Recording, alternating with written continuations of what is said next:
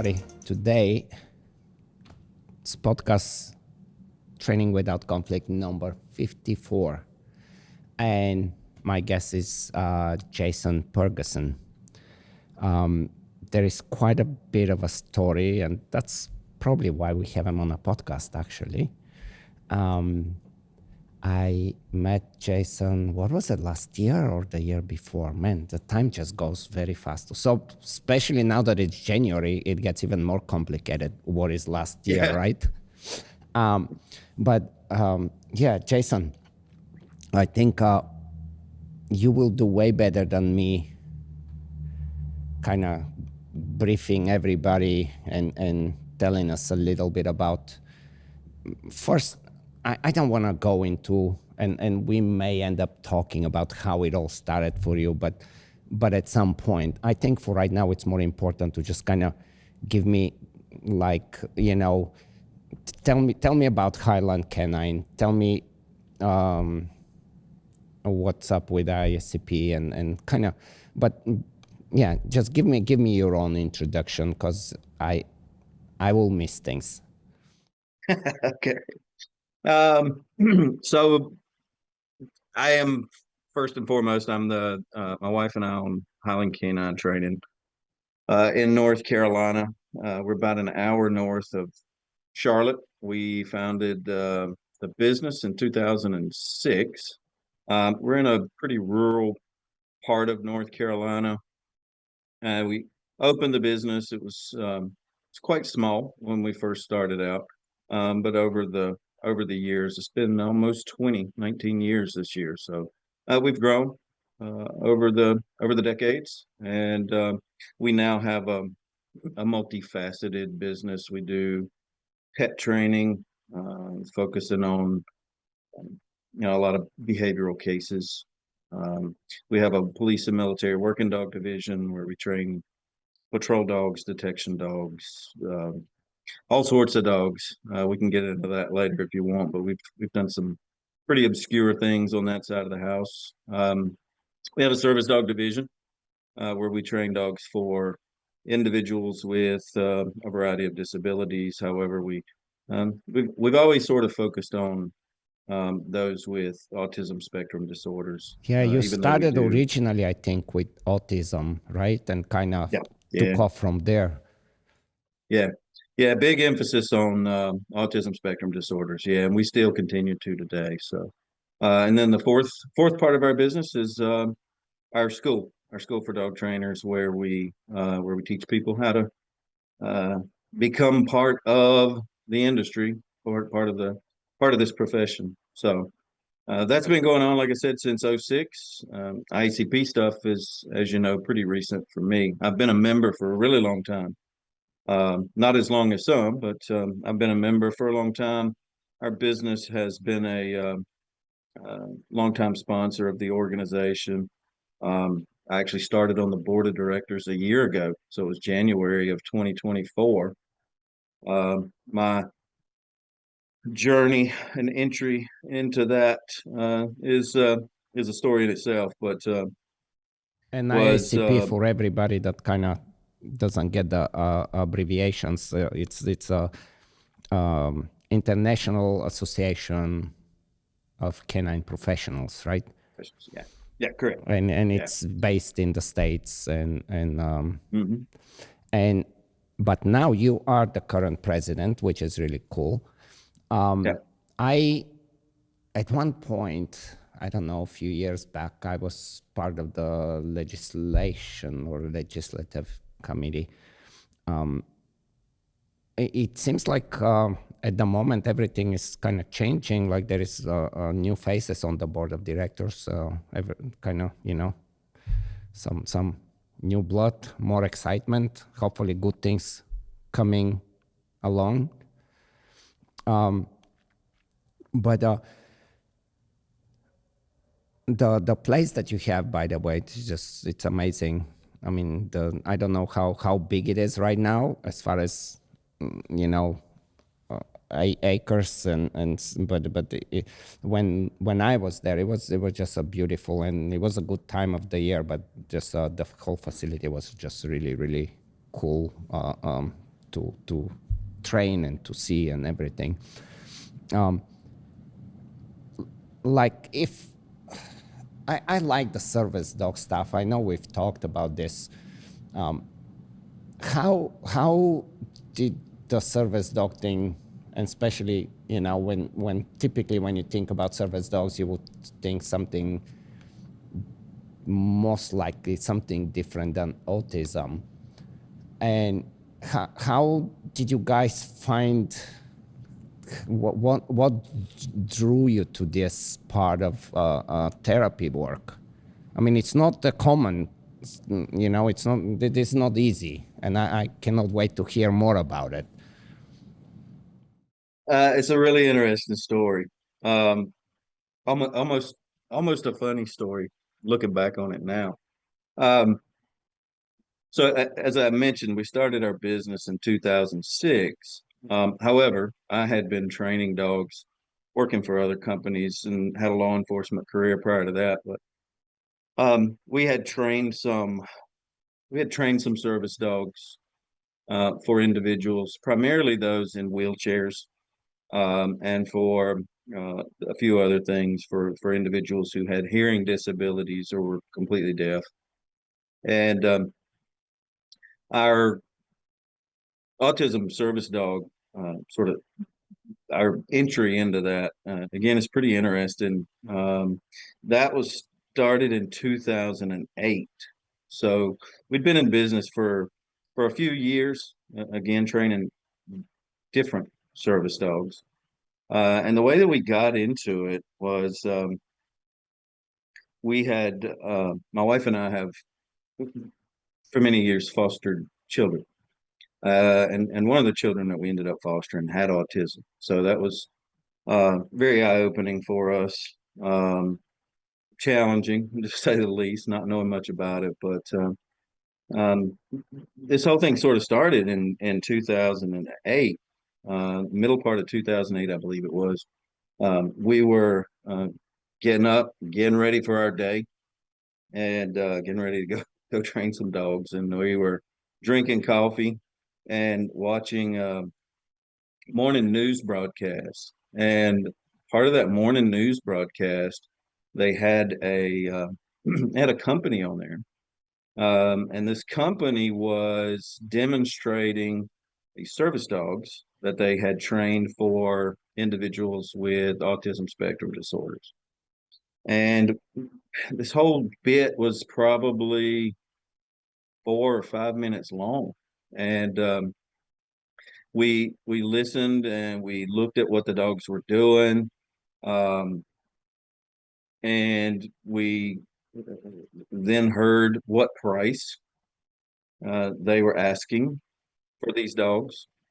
We knew a few individuals who had children with autism spectrum disorders, not many at the time. And I don't remember the exact number, but it was, somewhere around $40,000 or $50,000 per dog. And this was back in 2008. And if you remember, that was the year that the market crashed. Yeah. Yeah. So we watch this thing and we hear the price and we see what things these dogs are able to do, which honestly we were not impressed by. And it just we sort of looked at each other almost instantaneously and we're like, we can do better than that. And we can do it for a lot cheaper. And that's sort of how it started. We started, researching, we started learning. I'll be honest with you, the best information and the best teachers we have ever had about how to best work with these clients. A lot of them are children, most of them, not all. It has been from the family members of those individuals and from those individuals themselves. We have learned so much over the years, and it's such a complex, it's really such a complex thing. And there's a saying that we heard really early on. I'm not sure if you've ever heard it, but the saying goes, once you've met one child with autism, then you've met one child with autism. And it just goes to show just how unique they are. And the reality is we figured out super early in the process that the dogs had to be just as unique as these individuals. There was no opportunity, in our opinion, there was no opportunity for some sort of cookie cutter approach. You know, you couldn't mass produce these dogs to go out and help these individuals in the way that they needed it. They had to be um, they had to be really be customized in a way that they were able to very specifically help mitigate that individual's disability. And it's it's been a journey. It's been a it's part of the business that I still truly love. I'm still involved in it quite a bit. I do still get to travel and meet families and meet the individuals who are receiving the dogs, and it is incredibly rewarding. Do you guys do like after placement? Do you have any follow ups and kind of ongoing communication with them, or yeah? We do. We it, this will sound a little cliche, but the reality is it's incredibly true, and that's the fact that we oftentimes somewhat become family with these individuals. You know, it's such a process, and we get to know them so well. Yeah, because you I get to know them literally, on a very intimate level. Actually, yeah, there is no way other around it. yeah. I I just recently opened a Christmas card from the family of the very first autism dog that we ever trained back in we delivered it early 2009. So 16 years ago, January '09. So 16 years ago, I'm still getting Christmas cards from these people. That dog unfortunately has passed, but again, we're still connected with those people. So Yeah, that's what's about all the time. This is the good stories, right? How is yeah. it like? Is it still the same, or what? Like, I'm thinking, where do you get the dogs? What type of dogs do you have any in-home program breeding, or how where do you guys, what do you do? Because that's not easy to select that type of dogs, and I need to kind of also, I'm super curious of, as you said, they are very different and individual one-to-one basis, but still, what comes to mind when you are to select a dog and say, I think that's gonna be a good one? Um, it's it can be a challenging process because you really have to understand the individual first before you have any real opportunity to select the right dog for. So that's one thing that we found out again really early on. We have to truly understand this person. We have to understand their lifestyle.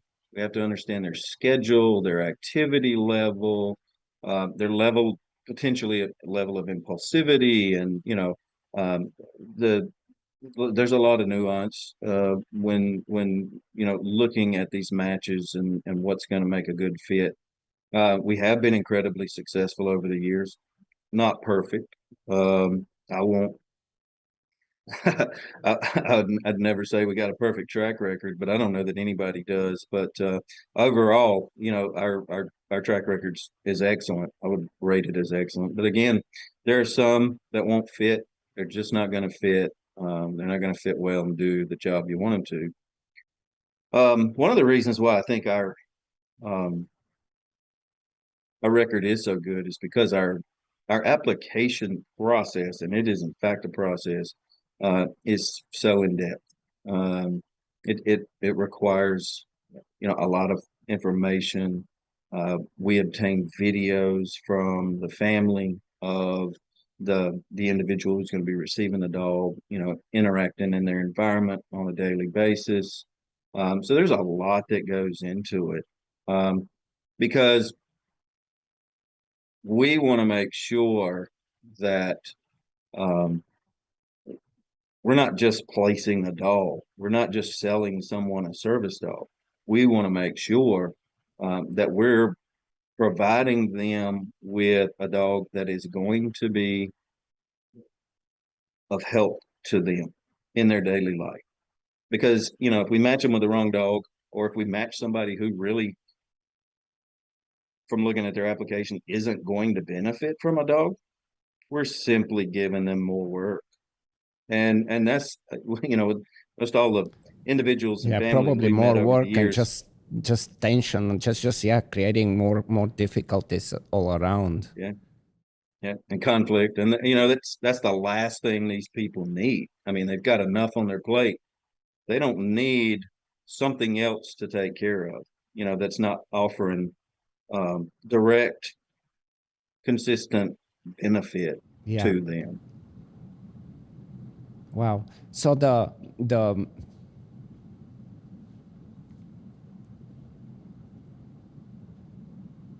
when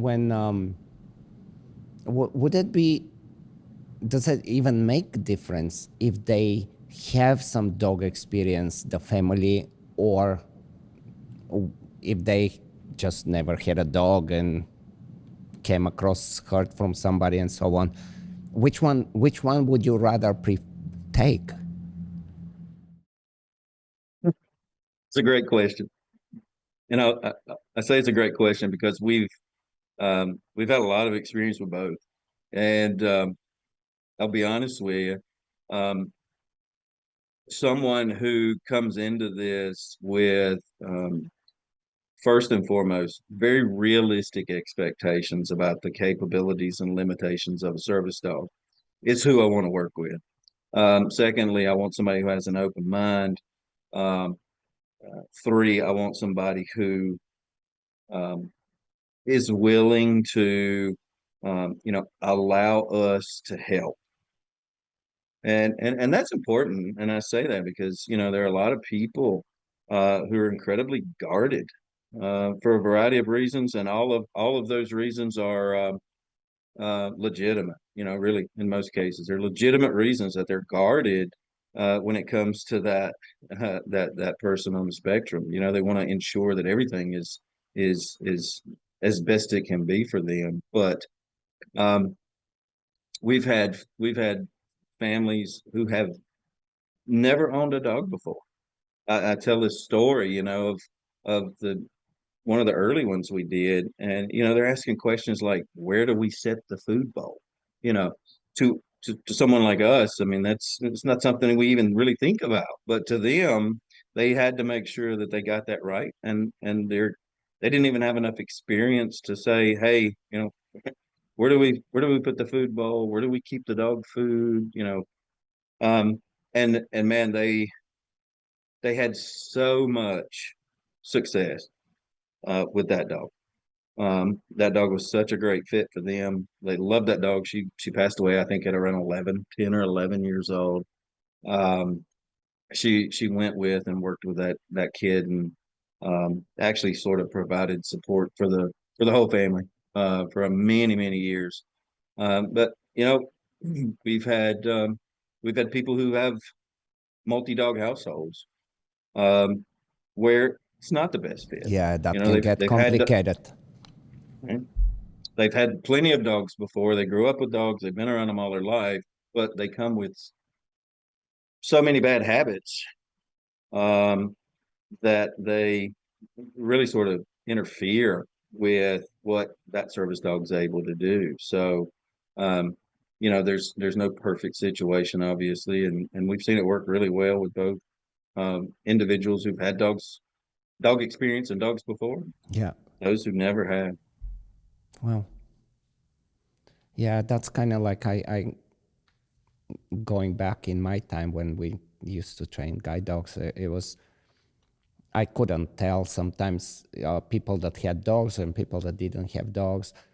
One of the problems that I used to come across that was it's just kind of not a good feeling was when the person did need the dog, but the dog was treated as a, and you sometimes you can have this in the police world as well. Like it is just a piece of equipment, a tool, or something just to have when you need, but not really appreciate that it's a living being that needs not just food, not just you know, and I'm sure you've had this too, right? I've seen it with, as you mentioned, I've seen it with working dogs. Um, and I've seen it with a few of the other types of service dogs that we train. But that's the one thing I love about training service dogs for particularly kids and young adults with autism spectrum disorders is, one of the sort of, I hate to put it, one of the side jobs for this dog, in most cases, not all, but most cases, is a social draw. It's a social draw for these kids and young adults. These individuals oftentimes are isolated. They don't have a lot of friends. They don't see a lot of interaction in public for a variety of reasons. And then all of a sudden, we put this fluffy dog with them, and now all of a sudden, people are paying attention. They're interacting. They're talking to this kid where they never would have before, even to ask, "Hey, can we pet your dog?" or "What's your dog's name?" or "What type of dog is this?" And then, you know, these dogs are also serving in a lot of cases, again, not all, but in a lot of cases, as a bit of a playmate with these children, and their ability to play is wonderful. I mean, it's absolutely wonderful for both sides of it, right? The dog benefits from it, the kid benefits from it. So unlike some of the guide dogs and other service dogs, those that are working with people with autism spectrum disorders, they get to be dogs a little more, and that's one of the things that I really like about it. True. Yeah, that's very true. I have all interest of literally any kind of dog training, but for some reason, like even if when I look back here, even in my library, I have a bunch of books on autism because there is like, okay, behavioral issues in autism. It's just because I guess learning principles and the way you will educate and the way you will interact with a kid with autism, like there's certain things that you have to understand and know what you can and what you shouldn't, and so it's fascinating to me, and that's kind of where I was like, man, this is so exciting. That what is the most challenging, you would say? I'm sure there it's not one thing, and it's not an easy one to just pinpoint to one specific. But where do you, like, if you in average can say, where would be the challenging situations between the kid and the dog? Um, Good question. There's a few things where we run into issues or have run into issues in the past, and one of those is where the kid's really too young, and there's little or not not the right connection between the dog and the kid, just because the kid's not yet ready to accept the dog. And number two, um, I think a lot of those kids, their behaviors haven't really developed in a way that we have the ability to train the dog to mitigate them. So we try to steer clear of that. There's a lot of folks out there who say we don't train dogs for kids that are too young. Their idea of too young is 7 or 8. Our idea of too young is way younger than that.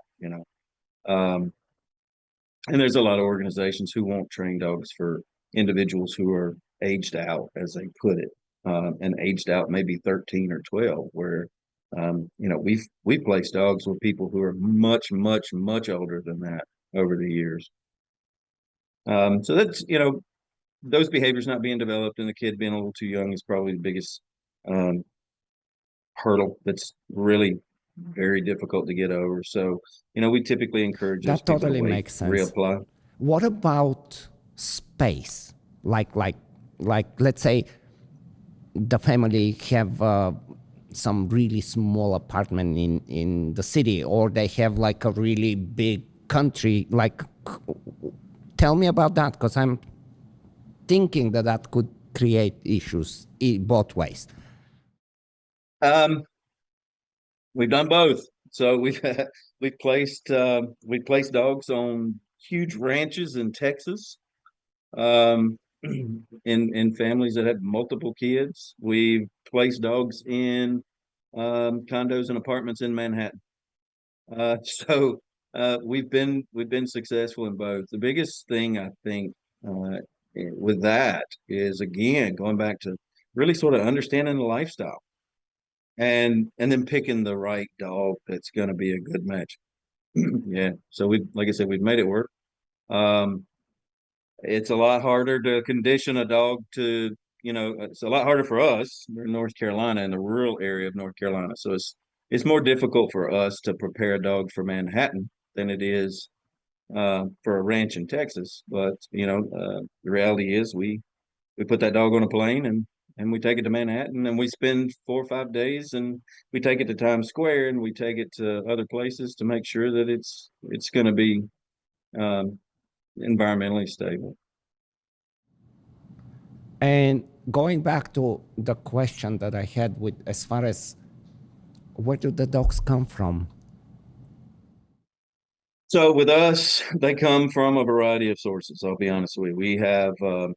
We have a number of breeders that we've had the fortune to develop relationships with over the years. That's where a majority of our dogs come from.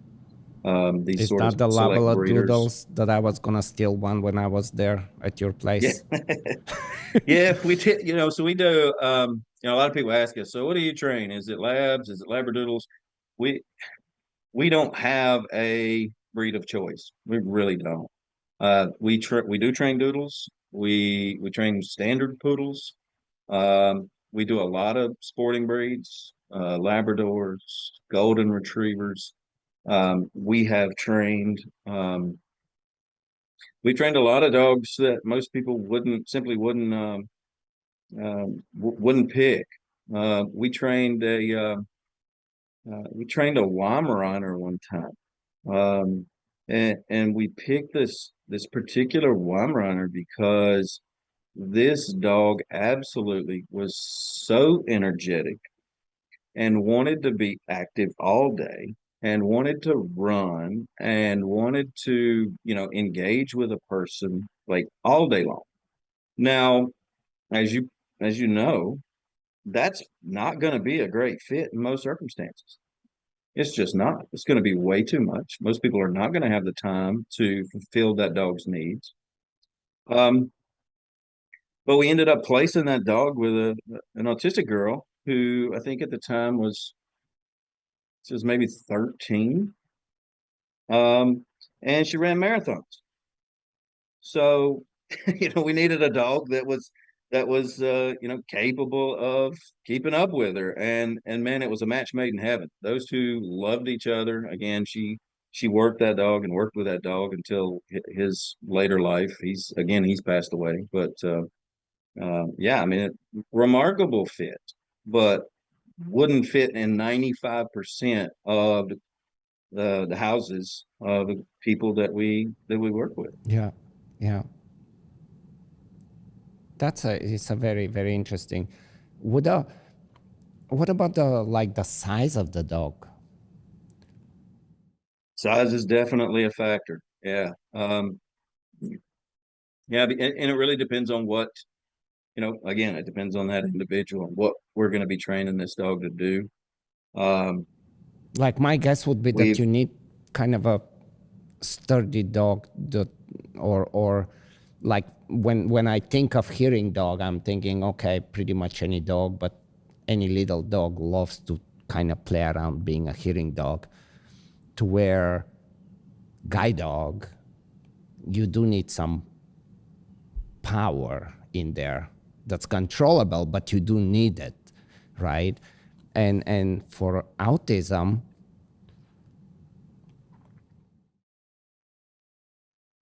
Depends on the kid, it depends on the person. Man, we've had kids that were 9 years old that are pushing 6 foot, 225. I mean, yeah, they're big, big, big kids. And then, we've had others that are in their 20s and they're 4'8", 85 pounds.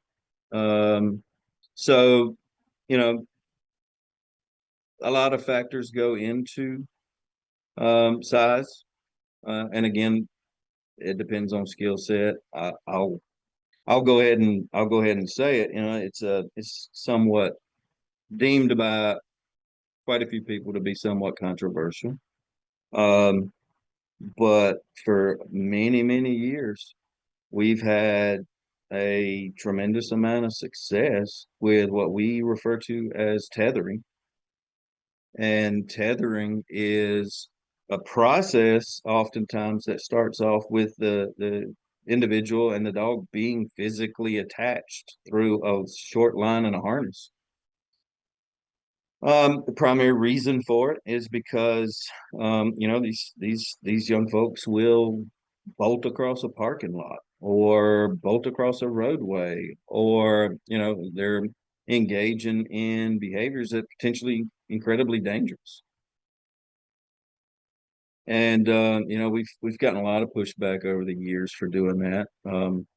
Our objective with all of these young folks and all these individuals, the objective is to go from having them tethered to a dog to tethering them and them managing the leash with help, and eventually them just managing the leash and working and having this dog heal with them. Do we always get there? No. Uh, is that always our objective end goal? Yeah, it sure is.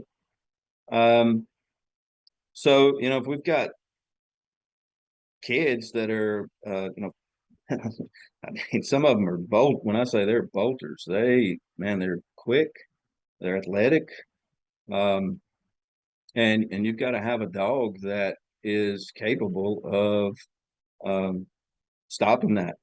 So yeah, in a lot of these cases, we have to have dogs that are sizable, good structure about them. Dogs have to be and very somewhat sound as far athletic. as temperament, right? Yeah, Because absolutely. like when I thinking of let's say seizure alert dog, they they can be borderline spooky, but because of that they're so aware and they freak out and they get to naturally, and then with a little reinforcement they start to really be good alerting. But that wouldn't be a good idea for what you're talking about. No, no, and we do to that point talking about a lot of these individuals are affected by autism and seizures. So we end up doing what we call combinations, right? So this dog is multi-task trained to Yeah, do both.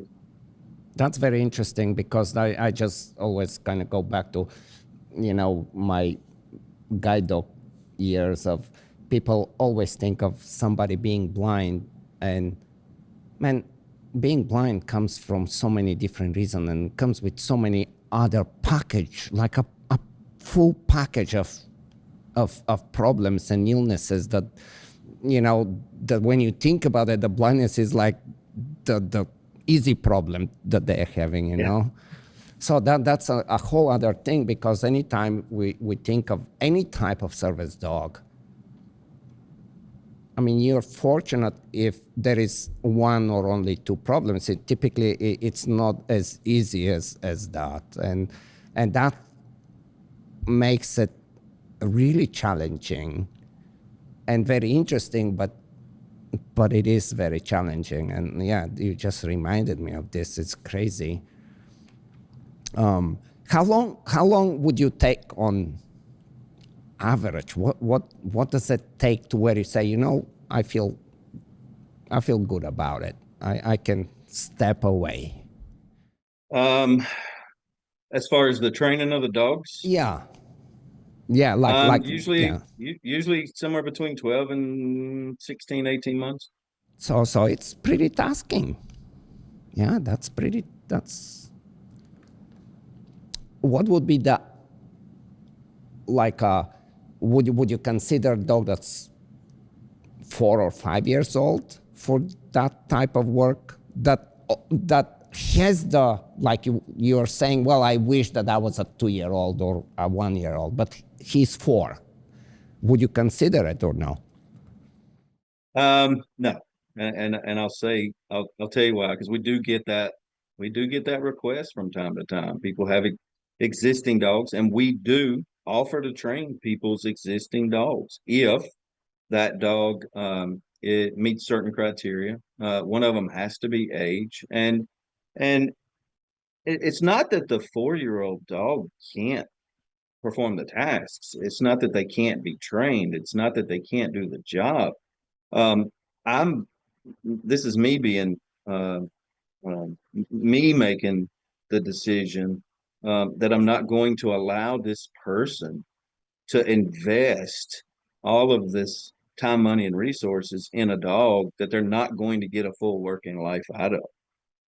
So, they're by the time this dog's 4 and then we take it in to train it, now it's 5.5, they're simply not going to get the return on investment that they should. And I don't want to put them in that position and then have them look back and say, I really wish they would not have allowed me to do this. I feel like I was shorted of, 4 years or 2 years or whatever it is.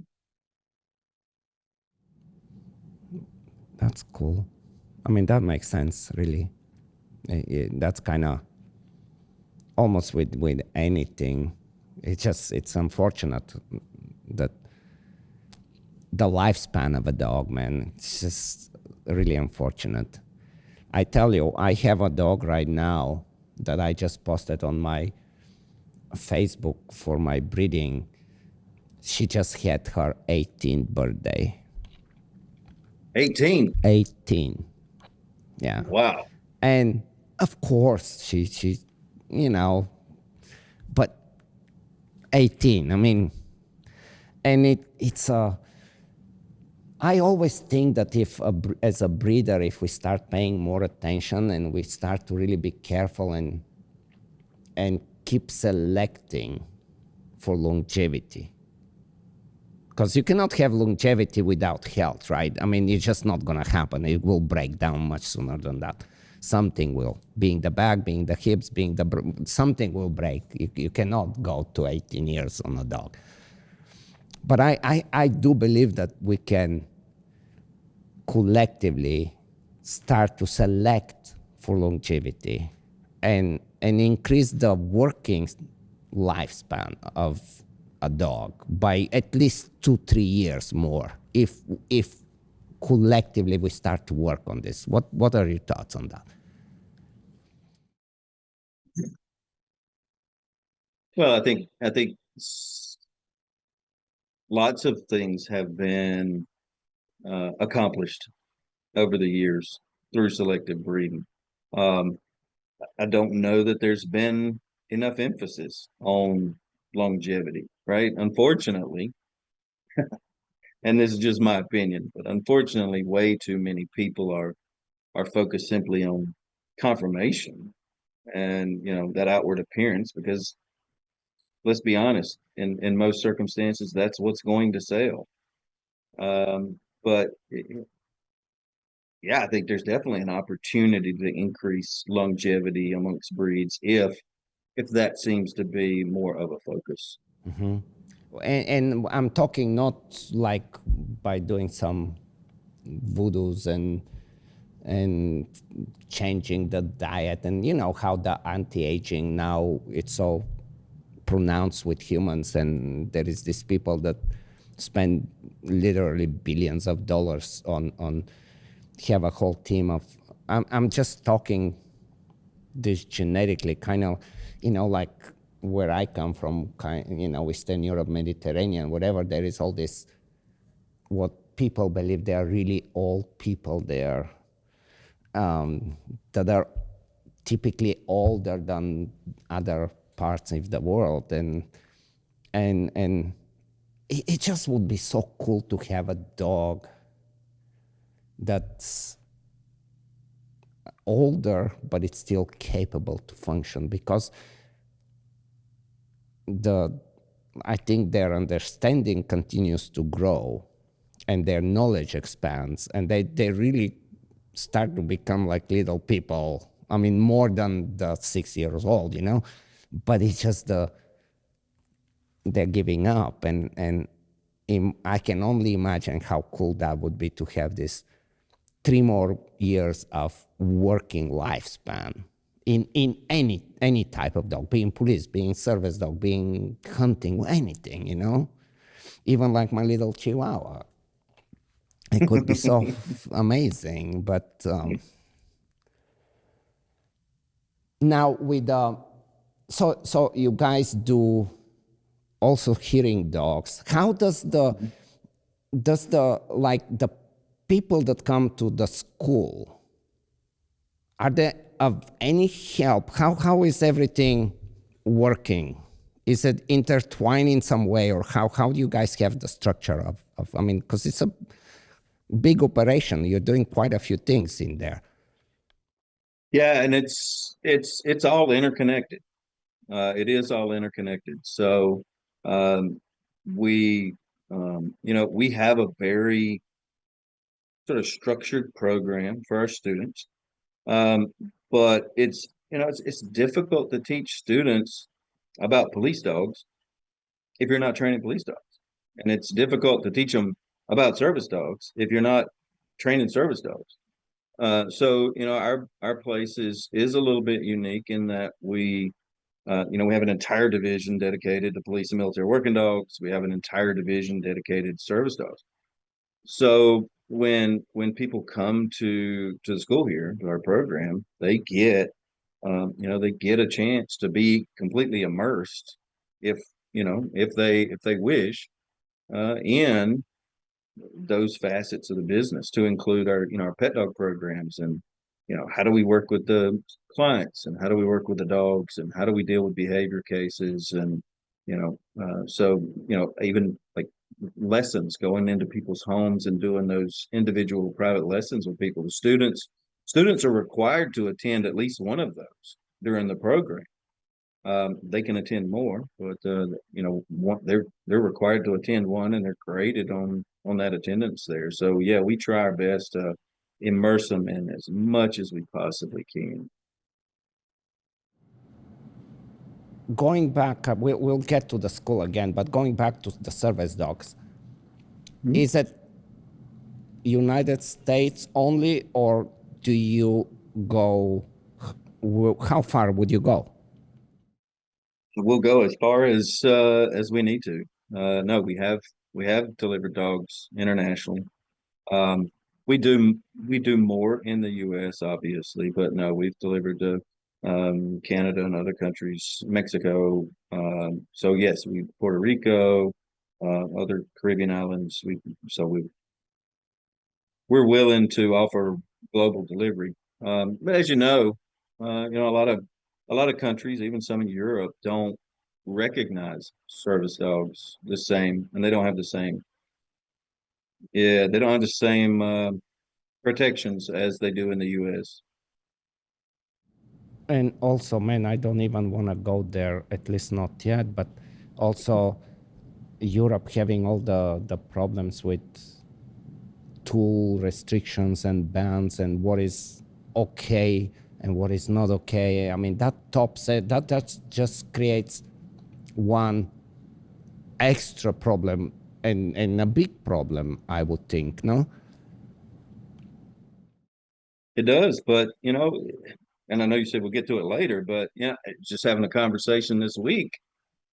There's a push, and again, controversial, full transparency here. It sort of goes along with the tethering. Um, we use training tools with service dogs. We use training tools with service dogs on a pretty regular basis, but there is a movement amongst some of the larger organizations to restrict and ban training tools specifically with service dogs. And I think I think that creates a situation where it's going to be incredibly difficult for certain individuals to be able to get a dog that is best suited for them because they're now limited in what other resources that they have available to them. It seems to be pretty taboo. It's just oh, training tools, yeah, okay, but you should never use them with service dogs. There's so many people that believe that. I do not agree with that position. That's just my personal opinion. I don't agree with it at all. And we've been able to do some really, really, really great things with service dogs and been able to put them in situations where they have the opportunity to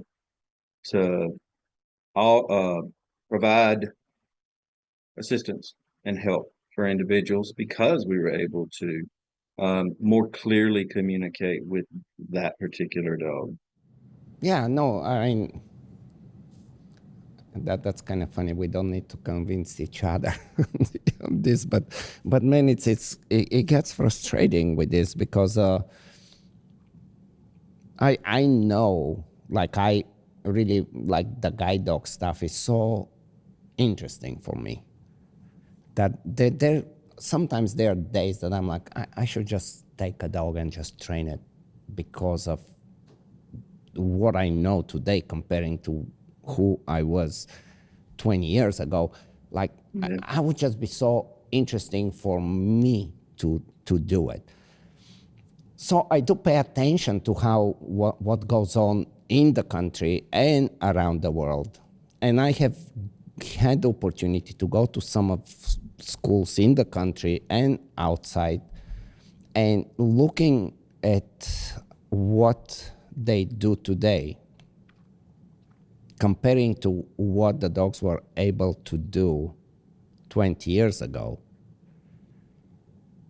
it's so dramatically different, the quality, to where a guide dog today in most places of the world can only do a specific memorized route from here to the store or to the bank and back home. And God forbid there is a construction on the sidewalk. We may not even know how to navigate it because it just comes out of nowhere. We used to train, and like even on a preliminary, because we had like a couple of different tests, and on a preliminary test, which is halfway through the training, just to see where we are, and you would put the blindfold, get you on a little bus and drop you off, and you find your way back to the school. That was a preliminary work. I mean, when you're talking about orcas in SeaWorld and training in an open ocean, very much the same thing. And what is happening right now because of that's my understanding. I'm not 100% sure, but Yeah, it's interesting you said it, talking about being in the open ocean with orcas, and the ability to do that with a guide dog. I had the privilege to interview a yes, you gentleman, got me that uh, podcast, and you have Trevor. to tell me all about this. Yes, yes. Yeah, Trevor lives in Charlotte. His name's Trevor Thomas. Incredibly interesting guy. When I talked to him, he was on his second guide dog. So he's of the class you're talking about, where his first guide dog came many, many years ago. And even in that podcast, he where we interviewed him, he talks about how he searched and searched trying to find organizations to provide a dog, and nobody wanted to because they knew what he wanted to do with that dog.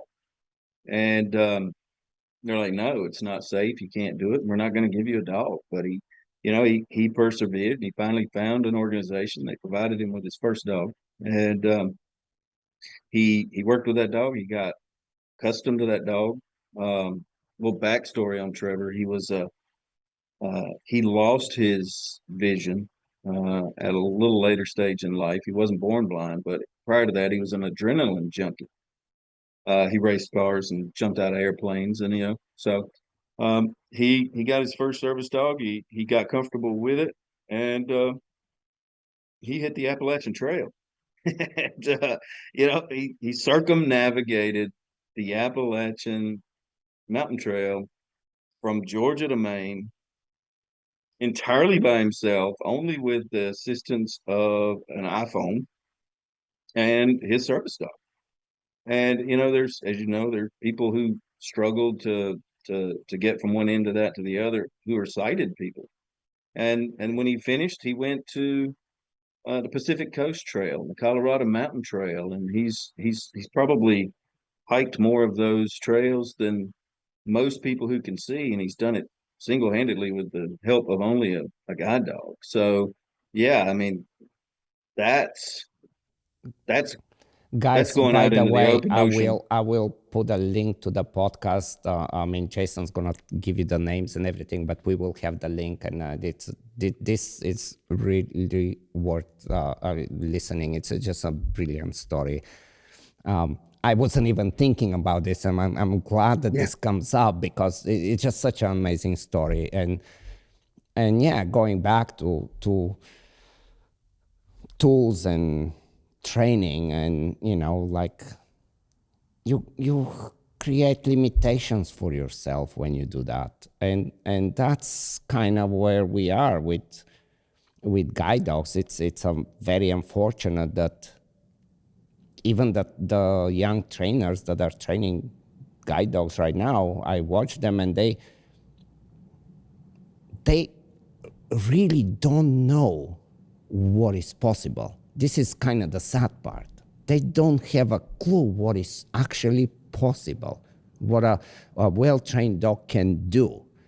That you can drop me in Chinatown in San Francisco, or in whatever you want to do. I will get out. I will get to where I want to be.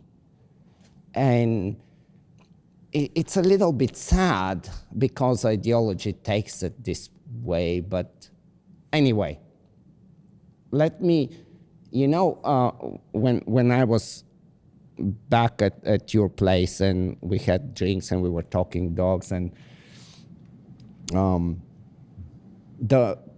talk to me about the police side of things. And I know there is a big component of the detection stuff that I'm very curious. But what's going on with what are you doing with the police dogs?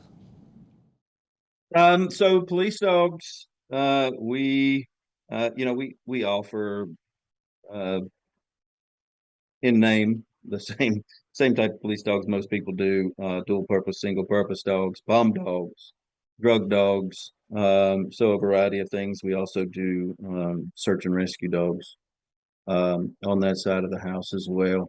Um, we we sort of believe our forte is really sort of the detection part of it.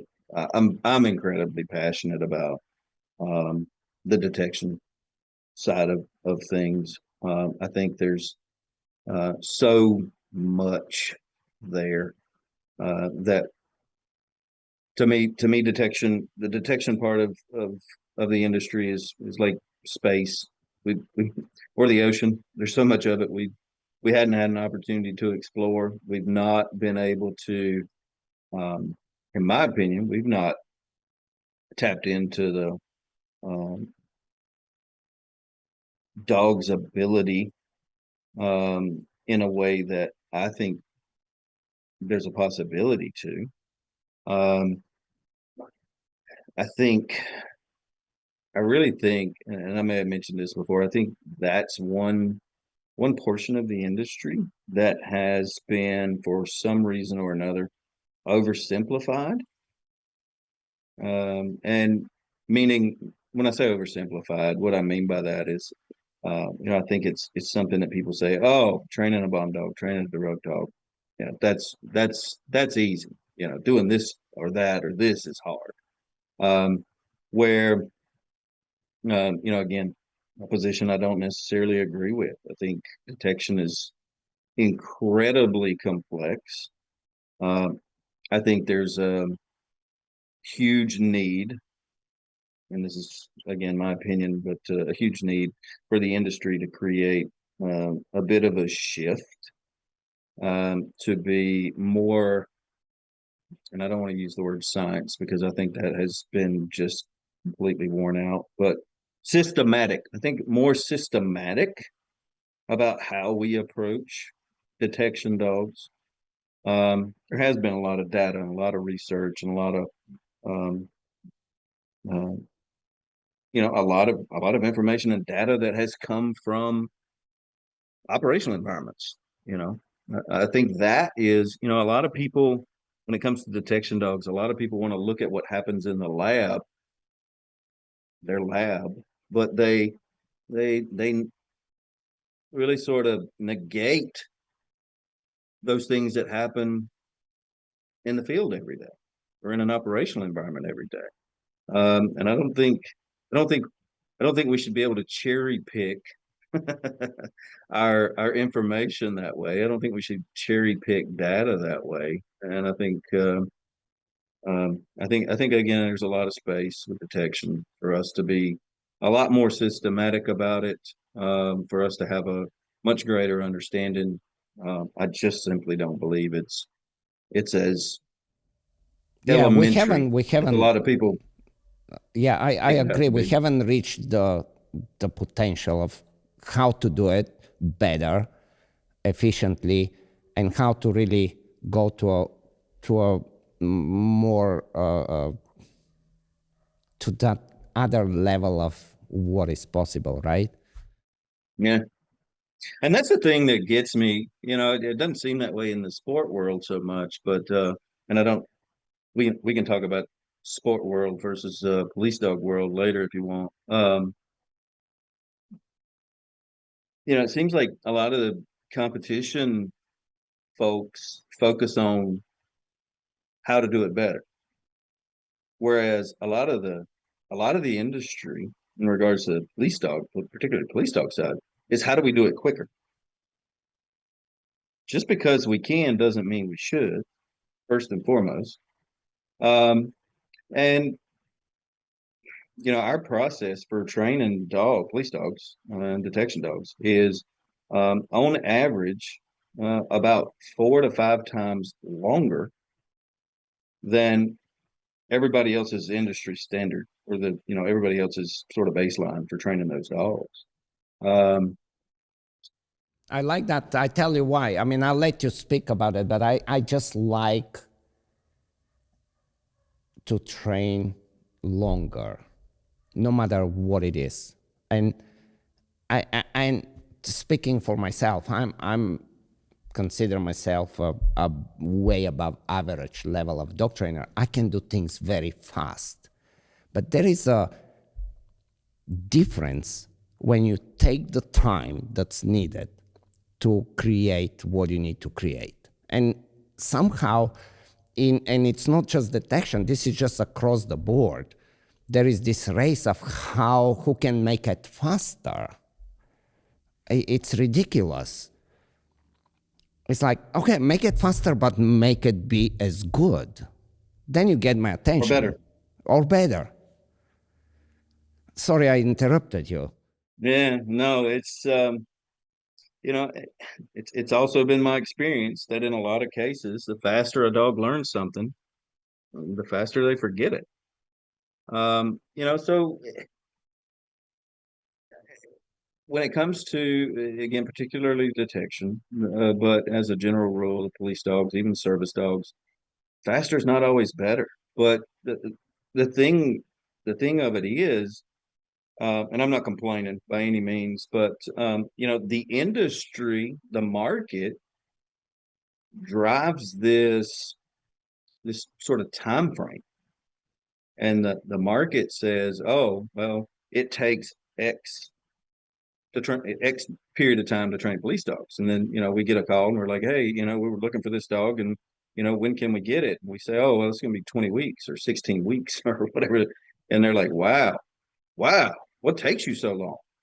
Um, well, I can explain what takes so long. I can explain why we take that long, and I can explain um, what we've done to determine that we should be taking that long. If people give me, the opportunity to explain it, but most of the time they're not willing to, and that's okay, because I have found over the years that particularly with the police dogs and the military working dogs, it is, in my opinion, more fulfilling for me to be able to sell dogs and sell training to individuals who are more open-minded and um, more willing to be educated. They're probably more educated buyers, and that for me is, um, it, again, it's just Oh, that's I feel like it's a rewarding. That's better rewarding situation. for you. And Yeah, I mean that's yeah, just a pleasant.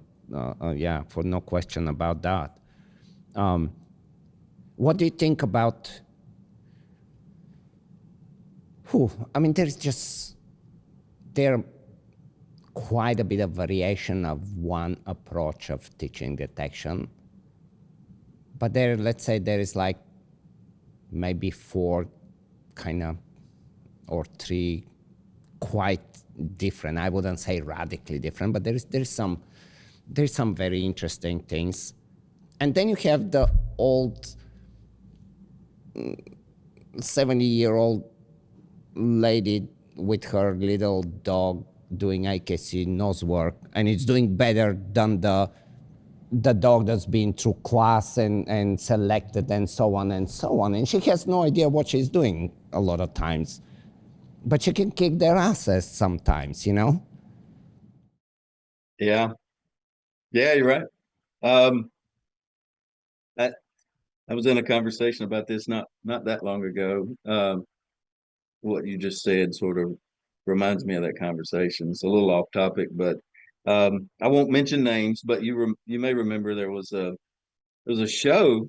I don't know how many seasons, maybe one or two seasons of this particular show that was on. If I'm not, it was on network TV a couple years back, where they had during the show they would have these competitions, and they would have police dogs and civilian dogs, and the dogs would have to perform these detection problems and then patrol type problems. And as you said, that the civilians were kicking their asses, not every time, Not every time, but for it sure, seemed, of course. but pretty consistently. And this is on national TV, and our nation's law enforcement's getting their ass kicked by some, you know, competitive dog owner. And I think that in itself sort of speaks volumes, because the reality is it shouldn't be that way. Yeah. I mean, at least shows that there is more to improve. There is more to learn. There is always cool ideas and what do you think is like if you what comes to mind in the detection work in the military and the police type of detection work that almost seems like it's set on stone, but it's so misguided, so misleading that it's kind of like a myth that that people can actually think about it and be like, I don't know why we're doing this, but everybody else is doing it. What comes to mind? So much. Um, there's actually so much. Um, Probably the most predominant one is and I'm going to get a lot of hate for this, Oh but shit, I'll we say it can we can cut it. because I always do say it. No, you don't need to cut it. I say it. Is the system that's been around the industry forever, and it's called the stew method or cocktail method of imprinting dogs. Tell And a little bit basically, about it. Yeah. yeah, basically it's you take all the odor, all these not odors, you take all these materials, all these bomb materials or all these drug materials, you combine them all together, and then you imprint a dog for a period of time with this understanding or this belief that the dog is somehow magically capable of doing division and separating And all these sort them out in in their its brain in sorting them in files. their Yeah. brain.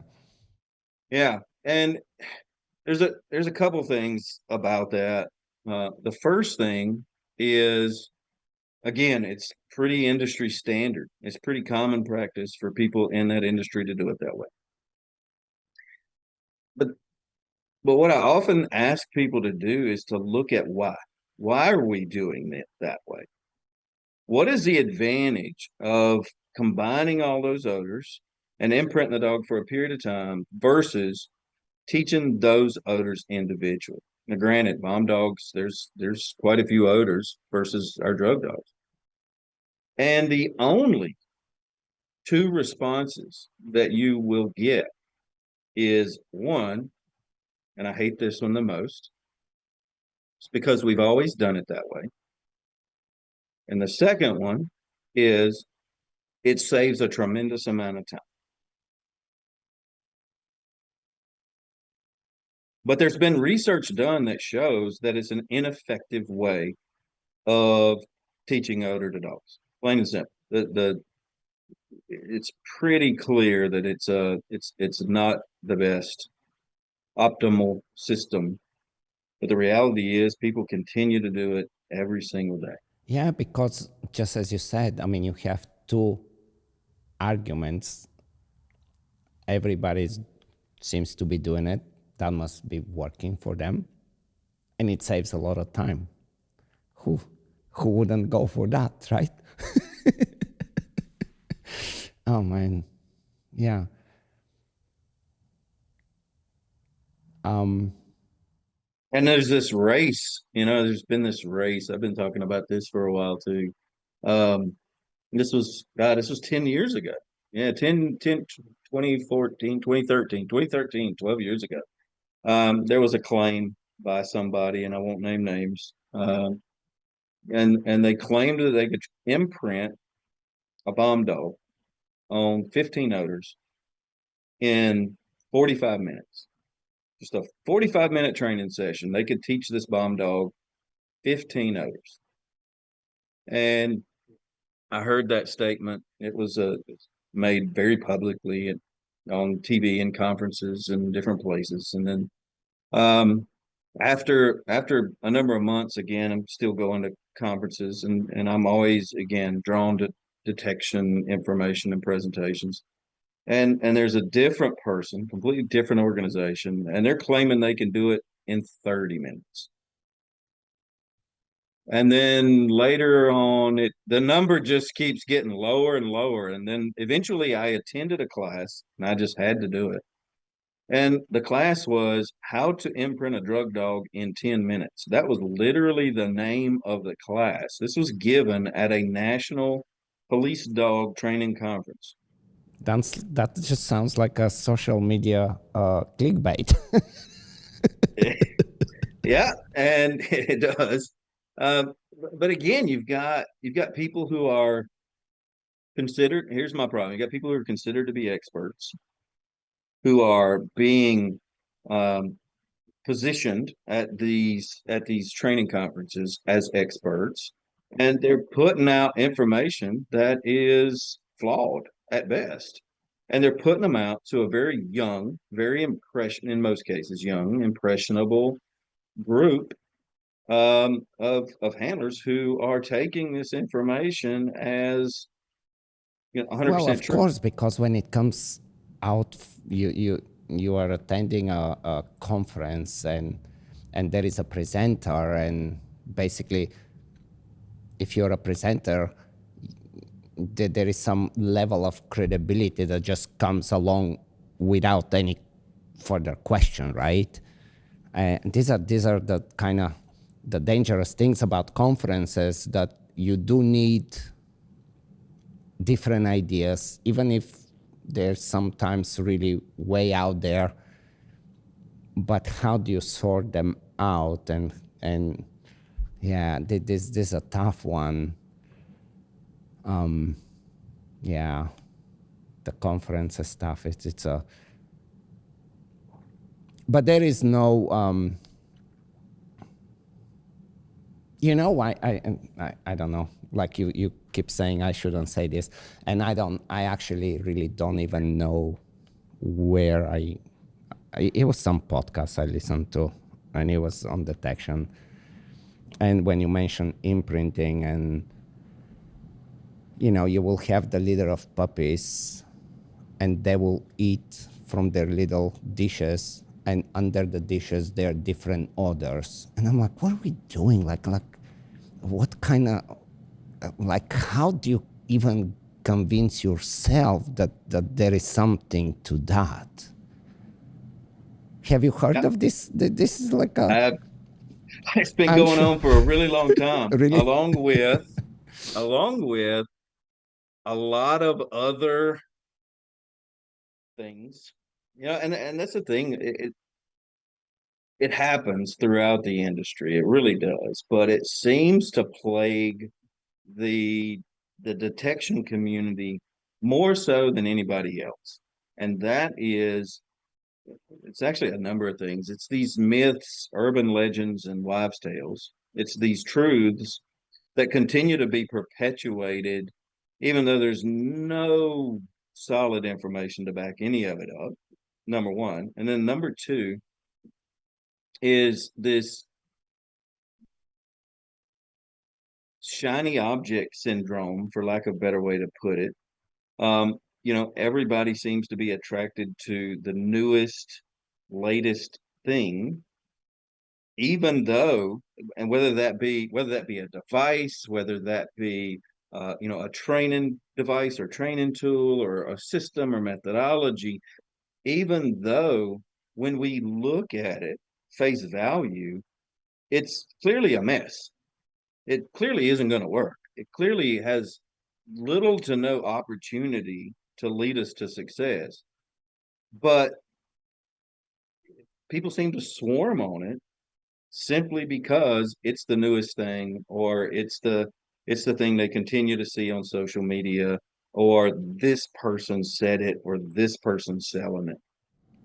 Yeah, and there is that human nature thing of like, well, what if really it is the latest new invention, and I'm missing out. But yeah, you can try, and like I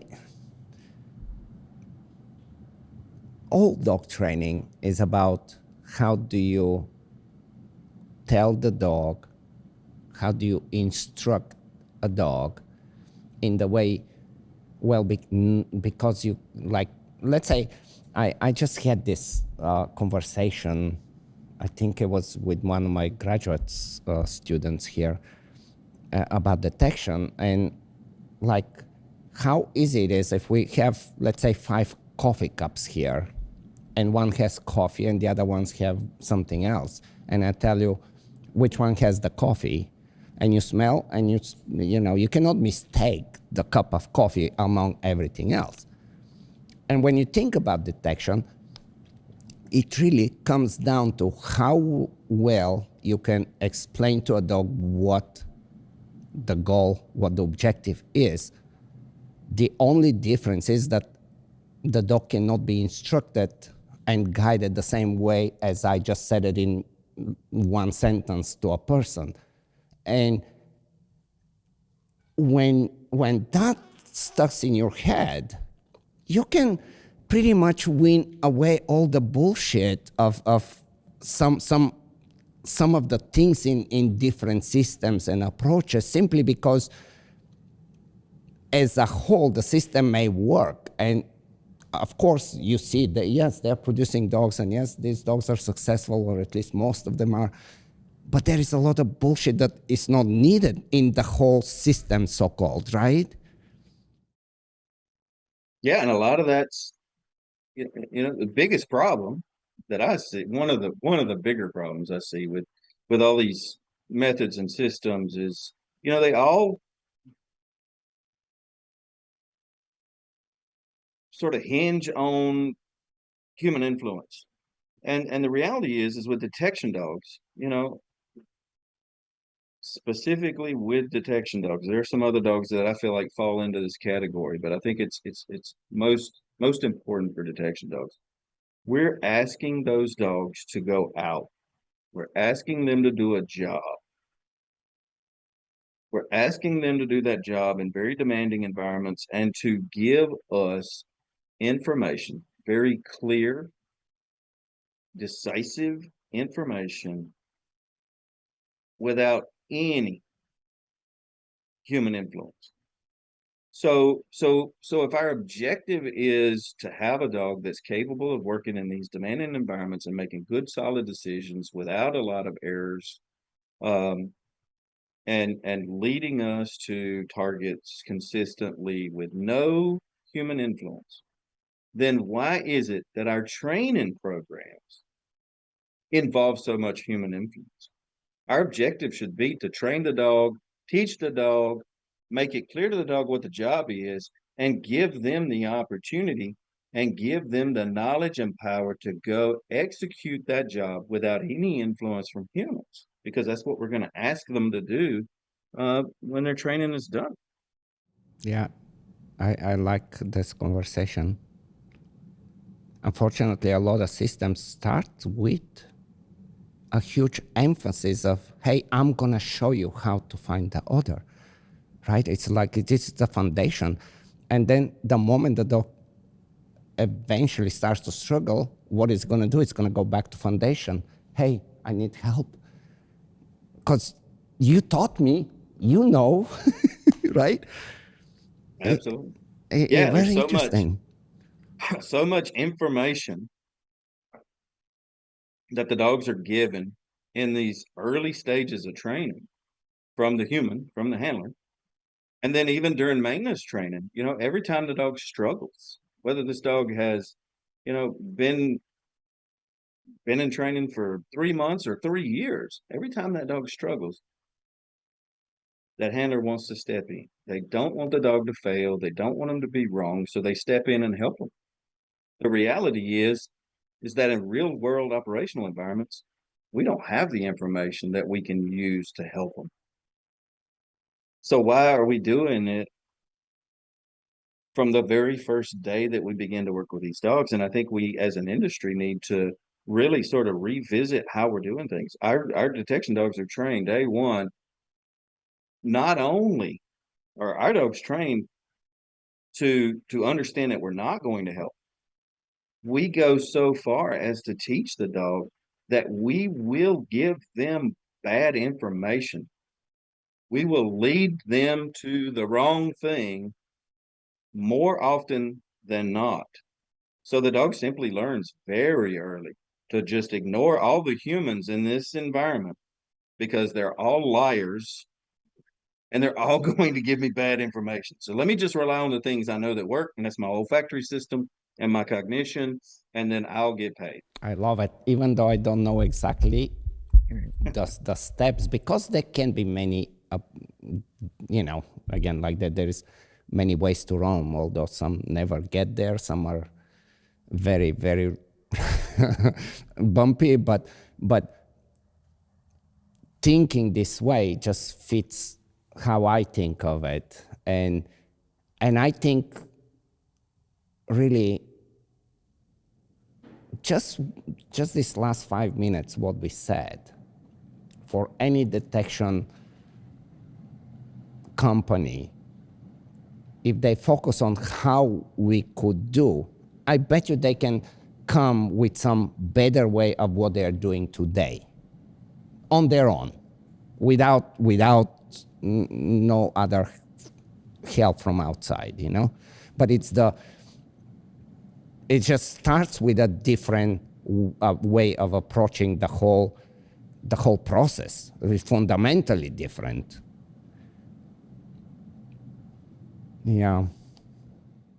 And the dogs are capable of it. We just have to give them the opportunity and give them we need to give them the autonomy. And that's where I think a lot of people struggle because traditional systems of training detection have always had substantial human influence. Right. I would say pretty much everybody starts with insane amount of, hey, I'm gonna show you how this works. I'm gonna show you which one pay attention to me. And then with every day you're starting to fade this away, but that's your foundation. Anytime there is a little bit of a, lack of success, a little bit of stress, where do you go? You go to your foundation. With everything you do, you go to your foundation. Very interesting one. What about, as far as the detection dogs, what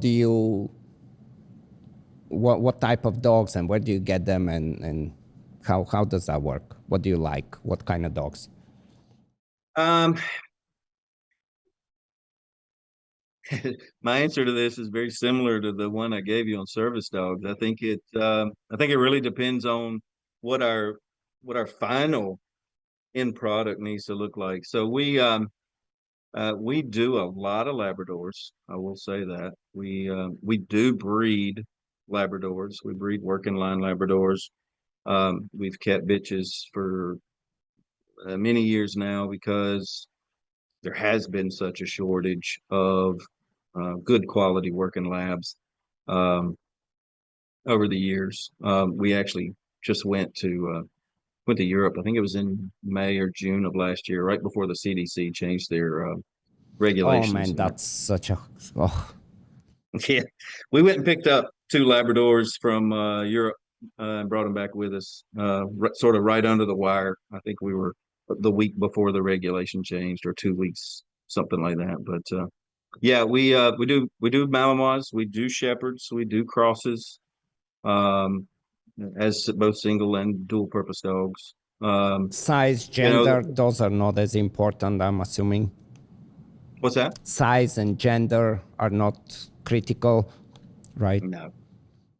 No, not at all. I'll be honest with you. And this is just personal preference, but I have a preference for females, particularly for detection. They seem to be a little easier to manage sometimes. The females do for me.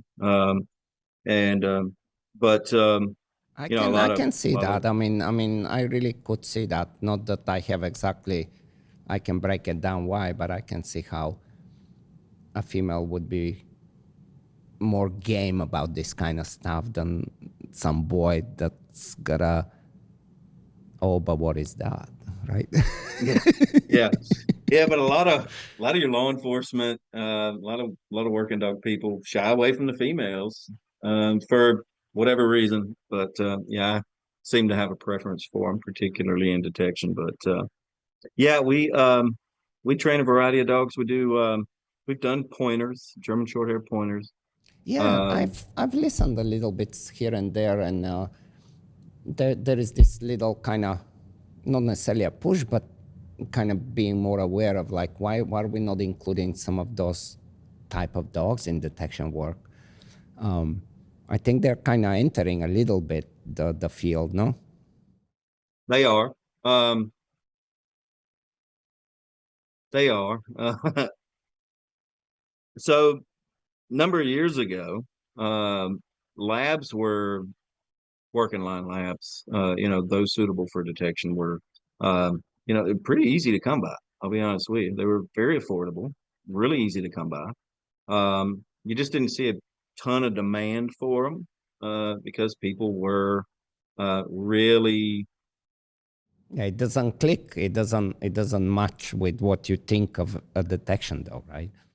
Yeah, yeah. Well, that or police dog, right? So they wanted shepherds and Malinois.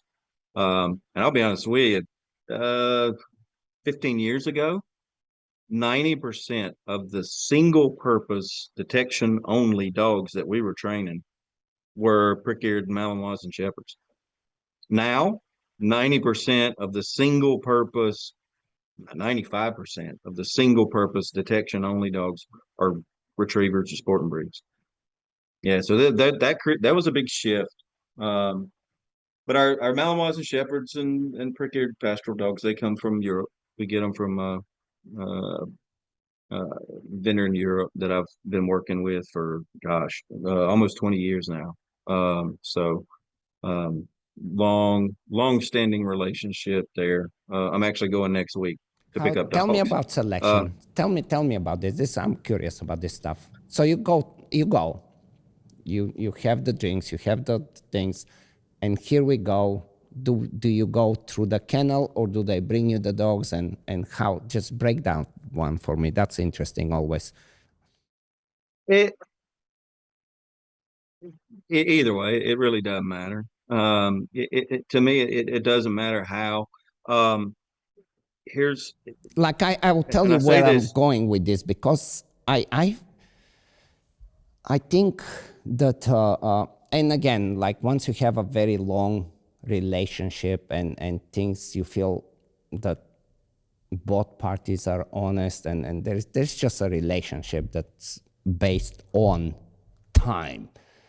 Um, then there is that fairness and honesty, but still there is times where there will be that dog that they know that it's not good, but they have masked it, and they will present it as a good dog.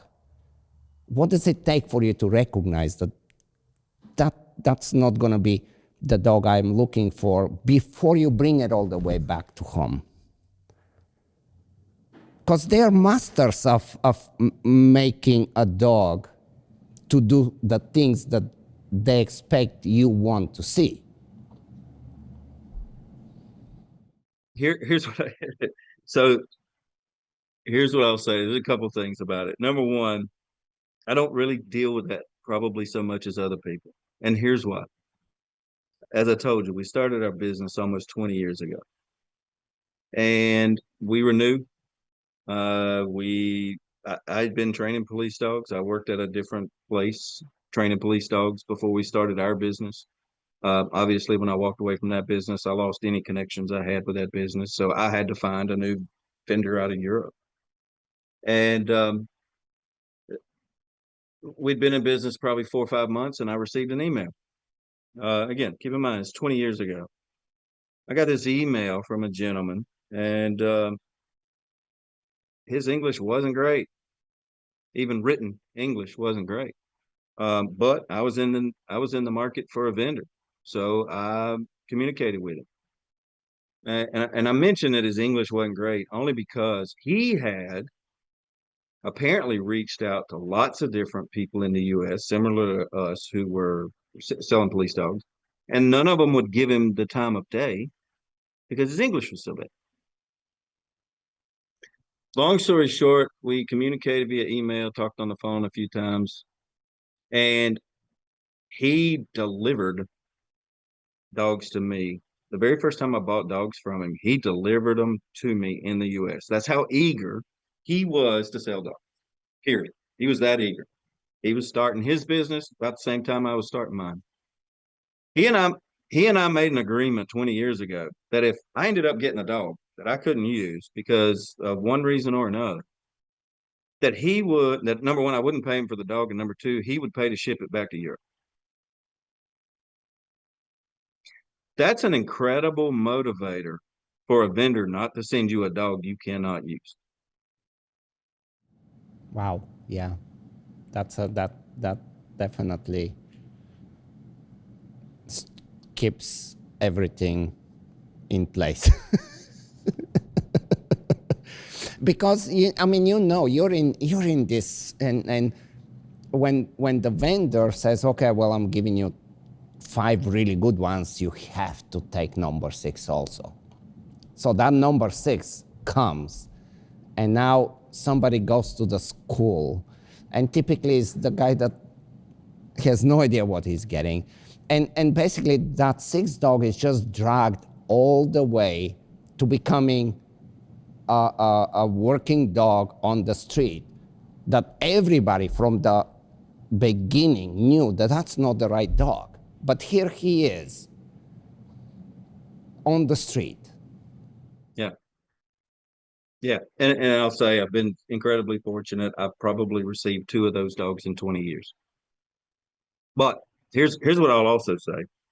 And I think this is kind of important to say for the industry itself. There's a lot of people, and I don't know if you've heard this, but there's a lot of people talking here in the last 4 or 5 years about how there's no good dogs left in Europe, and Europe's being wiped out, and they're being depleted, and it's just you can't buy good police dogs in Europe, particularly when the police dog side of things.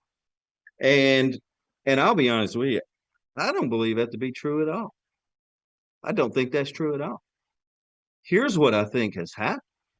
And this is just my experience. What I think has happened is there are lots of great dogs in Europe. There are lots of really incredible dogs in Europe. I don't think there are a lot of perfect dogs in Europe. Because again, you got to understand from my perspective, I'm not buying title dogs. I'm not buying pre-title dogs. I'm buying green dogs. The raw material, the open book. Raw material. Absolutely. Raw material. And I think it's an open book, it's raw material. And, as far as athleticism, overall health, requisite drives, sociability, environmental stability, they're solid. Are they perfect dogs? Absolutely not. Here's what I think has happened. I think over the years, the level of dogs, the training, the overall training and skill set of these dogs, it has declined some. I think that happened after 9/11. I think when 9/11 happened, the market got depleted on some level. Because of demand? All of a sudden, yeah, overnight, everybody needed a bomb dog, right? So everybody's going to Europe buying dogs.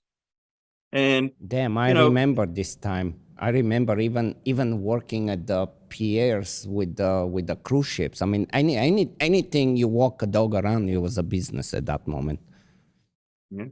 Yeah, and and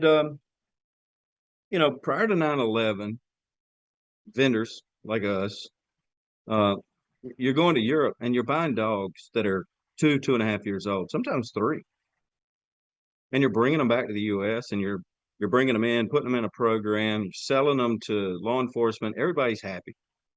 Law enforcement's willing to, buy 2-3-year-old dogs because they understand that those dogs come with a level of maturity, an aptitude for the work, and they're just solid. And the reality of it is, what you see is what you get. The dog's not going to change very much because he's 2.5. Well, 9/11 happens. The European market gets blasted pretty hard. And you got vendors in the U.S. who've been selling these 2-3-year-old dogs. Now, all of a sudden, they can't find them anymore. They can only get dogs that are 10, 11, 12, 13 months old.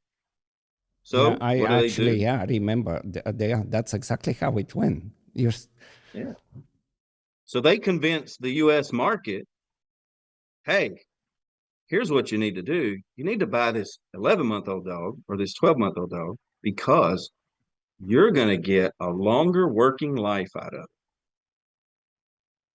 You're going to be able to work this dog for 10 years instead of 8. Why? Because you're getting it 2 years younger. Well, we both know that may not be exactly true. So I think what has happened after that's taken place over the years, I think, and again, I'll catch some hate for this too. I think those older, more skilled dogs have definitely declined. But I think the ability and skill amongst US-based trainers to build young dogs, build raw material, and turn them into remarkable and incredible police dogs, I think that has declined substantially. And I don't think that there's enough people out there who are willing to take these younger dogs, keep them for the period of time necessary to build them and turn them into really good police dogs. Why? Everybody's got it in their mind that they've got to do it fast, right? We got to buy them and buy them today, sell them tomorrow. And that's, in my opinion, not what's best for the industry. It's not what's best for law enforcement.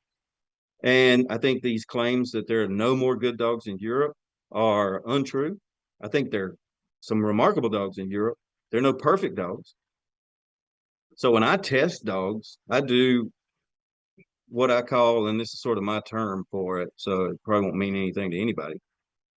I do what I call an inventory selection test. So when I test a dog, I'm simply inventorying what skill sets it may have. Where other people do selection testing looking for the perfect dog, I'm not looking for the perfect dog. I'm looking for a dog that has enough drive and aptitude, environmental stability, and trainability that I can turn it into a really good police dog. I'm not looking for a perfect dog. And I think that's what's happening. Too many people are looking for perfect dogs coming out of Europe that have all these skills that they may have had 20 years ago. I don't know why, because these people weren't around 20 years ago. I think they're hearing stories of, well, back in the day, we used to get dogs from Europe that did X, Y, and Z. And yeah, he probably did. The reality is those don't exist anymore. So, I think we as an industry need to improve on our overall skill and ability to really sort of build younger dogs. That is an art form, in my opinion. It's way more art than it is science. People want to come in, grab a dog. Not everybody, but there's too many people, I think, in the industry who want to come in, grab a dog, strap a collar on it, force it to do what they want it to do, and expect it to come out of the backside of that a viable police dog. Right? Back in the day, people were buying dogs whose requisite drives were so high that they could strap a prong collar or e-collar on it. They could level a hammer on that dog. And, that dog's drives would diminish, but still would be just enough to be a police dog. Now what you're getting dogs here, and you need to build them up. Which calls for a better training. Yeah. Right? Better understanding and better training.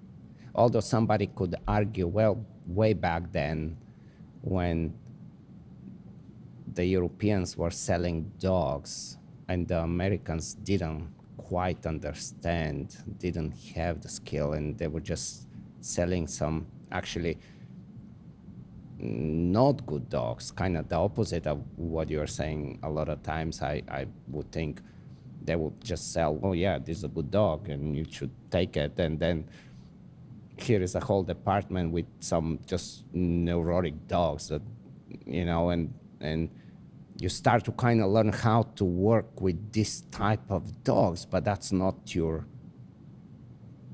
average cool, good working dog that you would train in a very different way than some neurotic basket, right? And so it kind of evolves in all sorts of directions. I remember, I don't know if this is even now, I kind of have stepped out of this a little bit, but I know when I was, I'm coming from Eastern Europe. I know like a lot of the Slovenia, Slovakia. I lived in Belgium. I know, like way back. We're talking 90s. I've seen them like, no, you will retrieve a hammer or a prong collar just so it's metal. And that's a statement right there. That's like, this is the dog. Look, he would. Everybody loved that P2P test. Yeah, is that still going on? Not that I'm aware of. If so, I've fallen out of that circle a long time ago. Okay, but that was. I mean, everybody's trying to make money, and everybody's, it's a tough one. And now that you mentioned the restrictions with the travel, and I think it's becoming more and more difficult. So, if you have to bring 5 dogs from anywhere in Europe, where do you go? What's the airline? What's the process? How hard it is today compared to 5 years ago? It's a lot harder. A lot harder. A lot of embargoes. You're going into a major city. Um, for us, sometimes Atlanta. Depending on the time of the year, maybe Chicago, maybe Detroit, maybe So pretty much anywhere that it Michigan. can work out. Yeah, yeah. So it really depends. It's a lot more difficult than it used to be. Really, really does. Kind of backing up though, kind of give you an example. I'll give you a real life example of sort of. I think this sort of helps to solidify the statement I made earlier because again, I know a lot of people are not going to be very happy about what I said as far as our current skill level in the U.S. We need to be better trainers. Those are your words, I think. Um, I mean, I it, think I need to be a better trainer. I mean, well, you know, we all do. right. To some Yeah, level, we have to keep going, right? yeah.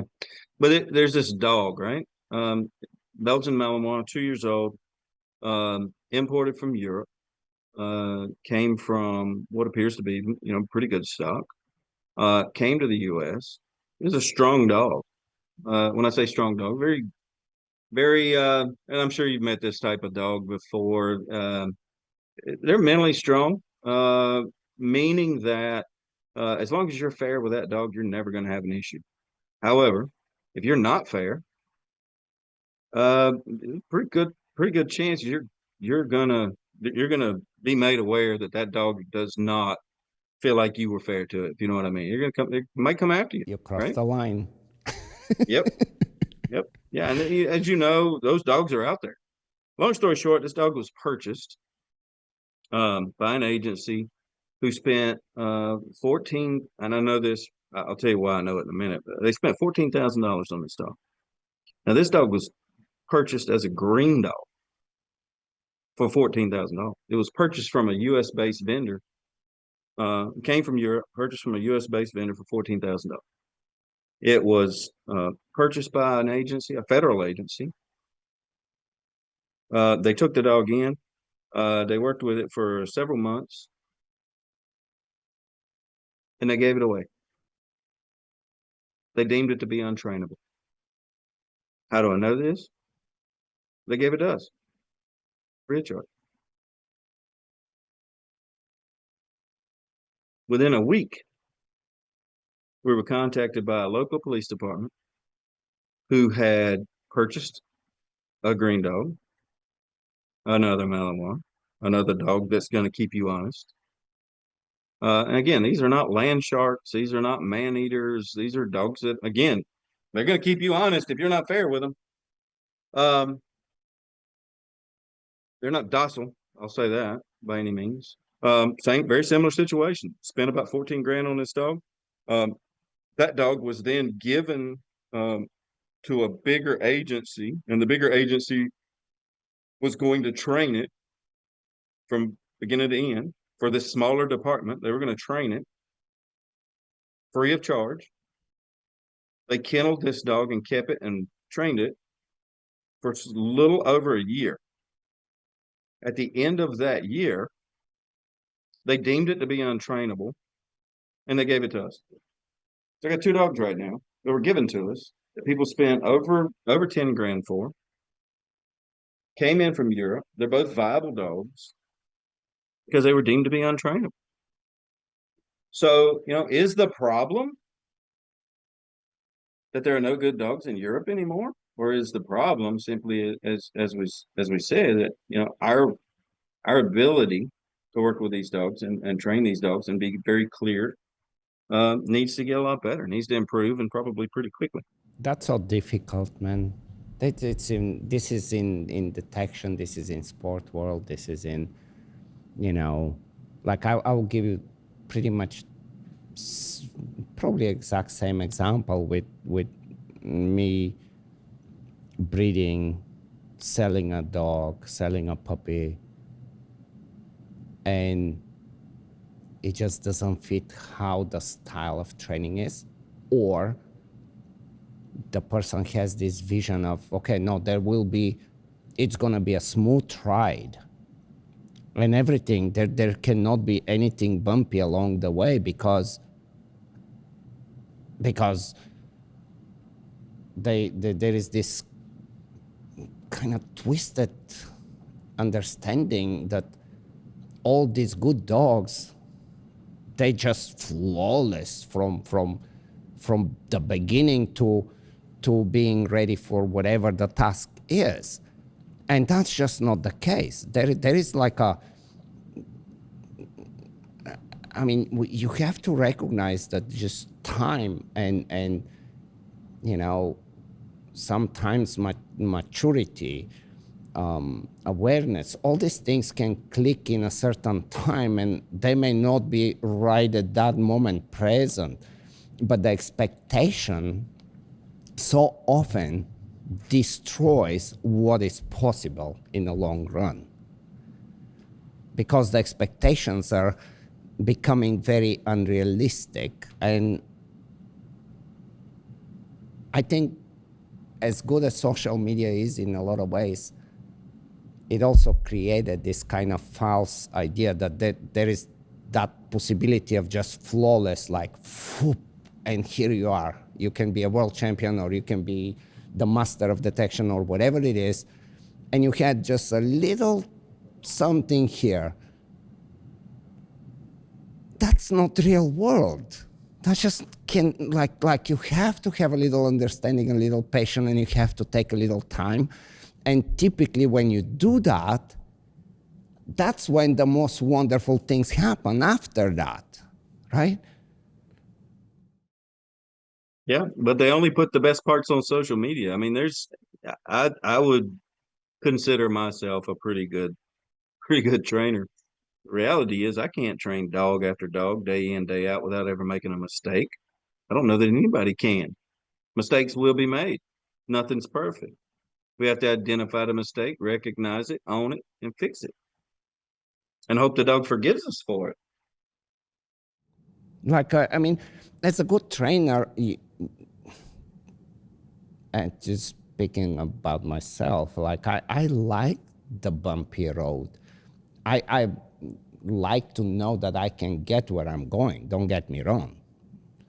But anytime there is a little bit of a, ooh, that's the most interesting part. That's like where you build whatever you need to build with that dog, being trust, being cooperation, being whatever it is, call it whatever, engagement, all this word salad. But this is the time when you and the dog from here end up here. It cannot even, yeah, it's very strange how impatient we have become. And same with the information. I mean, look at us. I mean, me included. Just swipe, this way, boom, boom, boom, and we're doing the same thing with dogs. We're super impatient right now. Any kind of training. The struggles are beautiful when you know that there is the possibility to overcome it. And then you appreciate the struggle itself. You don't look at it as this obstacle that just destroyed everything. Because it comes out, I mean, what comes out of struggle is just priceless, in my opinion. Yeah, the problem solving for me is really the best part. To me, the problem solving is the best part because when you have the problem, a number of things are going to have to happen. You're going to have to put a lot of work and a lot of thought into why you have the problem.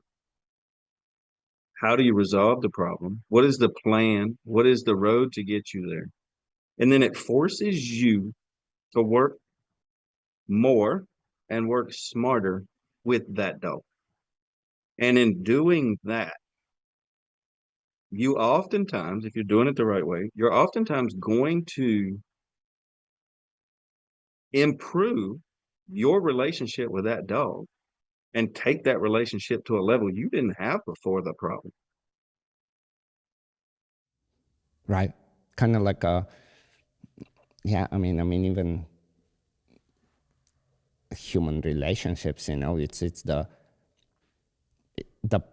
when the problem comes, whatever the problem is, that's when things get tested, and that's when you know if both sides are willing and have a way to resolve and come out better or not.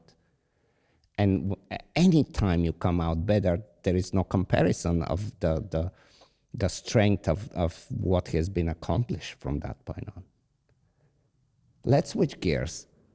Let's go IACP. What made you take the position? Because this is not an easy position. The organization, there is just a lot of, like there is growing pains. It's a, in my opinion, organization that still hasn't quite find what it's possible and where to go and the power of it. It's kind of, for a long time stayed, okay, yeah, we are and we are doing this and this, but there is a potential there, like a real potential. But what made you? Because that's a thing on top of everything that you're doing. Here you are, you took off, and you said, okay, I'm gonna go in and see what I can do to make the organization better. What happened? Well, I'll have to back up a little bit to how I ended up on the board to start with, because that's a pretty interesting. That was a pretty interesting transition. So like I said, been a member for a really long time. Our business has been gold platinum sponsors for a number of years, many years. Truly, uh, sincerely, I believe wholeheartedly in the mission of the ICP. I absolutely do. I sort of feel like it is on some level, um, and this is sort of my opinion here, but I feel like on some level, it's really sort of the last stand against um, restriction, regulation. It's really the probably the strongest and one of the only organizations out there that are fighting for the freedom of professionals to be able to utilize whatever resources they deem best for their dogs and clients to do the most good for the most people. Plain and simple. I've believed in that mission. I've believed in those values for many, many, many years. Um, a number of years ago, we as a business, me personally, I didn't feel like we were being represented very well by the organization. Let's be honest with you, but it just didn't. And it got to the point where I got pretty upset about it. So I I came to the board of directors of the ICP initially as the disgruntled sponsor. So, so that's the sort of the funny part about it, because I had a lot of conversations with my wife, and I'm like, I think the organization is kind of the last stand that we have. I think it's the only thing that's keeping nationwide training tool bans from just taking over tomorrow. Blah blah blah blah blah. And I'm like, but I just feel like right now they're they're not doing what they should. So, we talked about it and really sort of decided I had two ways to go. We could just step away from the organization, stop sponsoring it, don't renew our membership, or put my name in the hat to be on the board and see what happens. And so I did. And I got a phone call. I was really surprised because I'll be honest with you.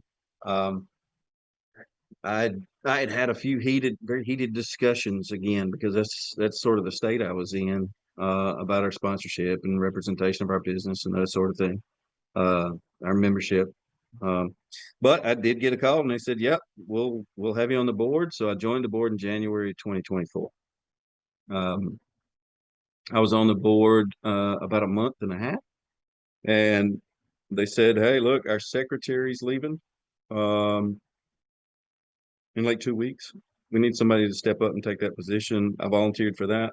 I went on the board um, with the um, goal or objective of making significant and substantial change within the organization. So I was willing to really sort of volunteer and do anything I felt like I could do to make a difference. And then, as a lot of people know, our president, Tracy, at the time, she had some things, personal things going on where she had to step away a little early. Um, and that was in middle end of June. So I'd only been on the board for about 6 months, and we needed a new president, and the balance of the board members reached out to me and said, "Hey, look, what do you think about this?" And we had a number of conversations, and I ended up taking that position July 1st. So I take this position July 1st, and we've got a conference to put together first week of September. With granted, we'd already been working on it. Don't get me wrong, we'd been working on it since the beginning of the year, but now all of a sudden this is sort of kind of in my lap to make this a success, and we did. The conference was in Fort Worth, Texas. Uh, based on all the circumstances, it went quite well. So that's sort of my journey from disgruntled sponsor to president of IACP. Okay. Okay. How does it feel like as far as the people you're working with right now? Are you guys, because I tell you, like I've been in so many different organizations and associations and so forth. And when it's volunteer type of work, or even if it's not, if there is a couple of people or even one person that kind of really dramatically deviates from the collective idea, it becomes a problem. Do you guys feel pretty connected and having some good idea where ICP should be going now? How is that amongst yourself Yeah, there? yeah. So um, when I came on the board, I think there were only five, 4 or 5 people. Because it seemed like there was some difficulty in getting people to come on the board. Um, and with a lot of organizations, you hear of conflict amongst boards and that sort of stuff. Um, and it seems like historically the IACP has had some conflict amongst people on boards and people in committees and that sort of thing. I'll be honest with you, I've not experienced that at all since I've been on the board of the ICP. Fortunately, I have not, and it's been great. You got right now we got Marlene, Fabian, Karina just her term just ended, and Serena, and we've got some new folks coming on. We now have a secretary, we now have a treasurer, positions that were unfilled for quite some time.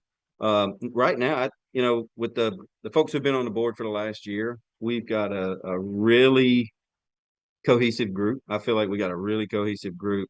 Lots of good communication going on where, I think we all um, share the same vision for the organization, uh, in large part. Um, there's not a lot of conflict, no fighting. I'm not saying we all agree on every single thing, but we have the ability, yeah, we have the ability to express our differences and resolve them and make decisions based on what's best for the organization and what's best for the membership. We do have some new folks coming on the board, which is pretty exciting. I'm pretty excited about it. We've got some new folks coming on. Counting our secretary and officers, we're gonna be at 9 or 10 folks on the board. Yeah, starting 2025. So pretty excited about that. We're gonna get more hands on deck, get new ideas coming in. We've got some folks who have been in the industry for quite some time. Some of them I just met, didn't know about them, but they've been doing it as long as I have, if not longer. So they bring a tremendous amount of experience to the table, and we are super. I am particularly super excited about where we have the opportunity to go now. That's great. What do you think it's, or at least, I mean, I guess twofold question. What is most, you think, challenging for you as a president? And then what are the challenges of IACP as an organization, like the current status? Challenges for me as president. Honestly, it's nothing And maybe major. challenge is not the right word, but it's like where is the vision? Where is the, do you have something where you're like, that would be really cool, but I don't think we can make that happen? No, I don't yet. I've not gotten there. I think everything we've come up with, I'm like, it might take some time, but we can get there. We can have, this organization has the ability to get there. We absolutely do. Um, we've made a bunch of changes in the last 6 months. We've gotten certifications back online. We do have a new website. We're still tweaking and working.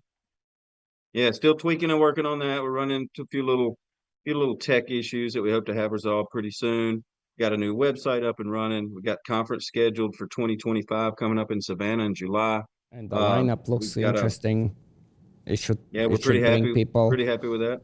Yep, pretty happy Tell with me that about the lineup. certification stuff, because and I'm sure many people are curious of what when we talk about certification, what are we talking about? Um, so right as it stands right now, we have two certifications available. The first one is probably the simpler of the two, definitely the simpler of the two, and that's the what's referred to as a prong collar knowledge assessment, and it is simply a knowledge assessment, and it's done online. All you really need in order to get through that assessment is some basic knowledge, experience, familiarity with, best practices and uses with prong collar. The second one is the CDT, Certified Dog Trainer Exam. It is definitely more in depth. It's going to require folks to, have reference letters from clients and case studies that they complete and turn in. We do now have that certification automated, so it's all online and can be done and completed And who by evaluates, uploading who grades, what's going to be the back end process of this?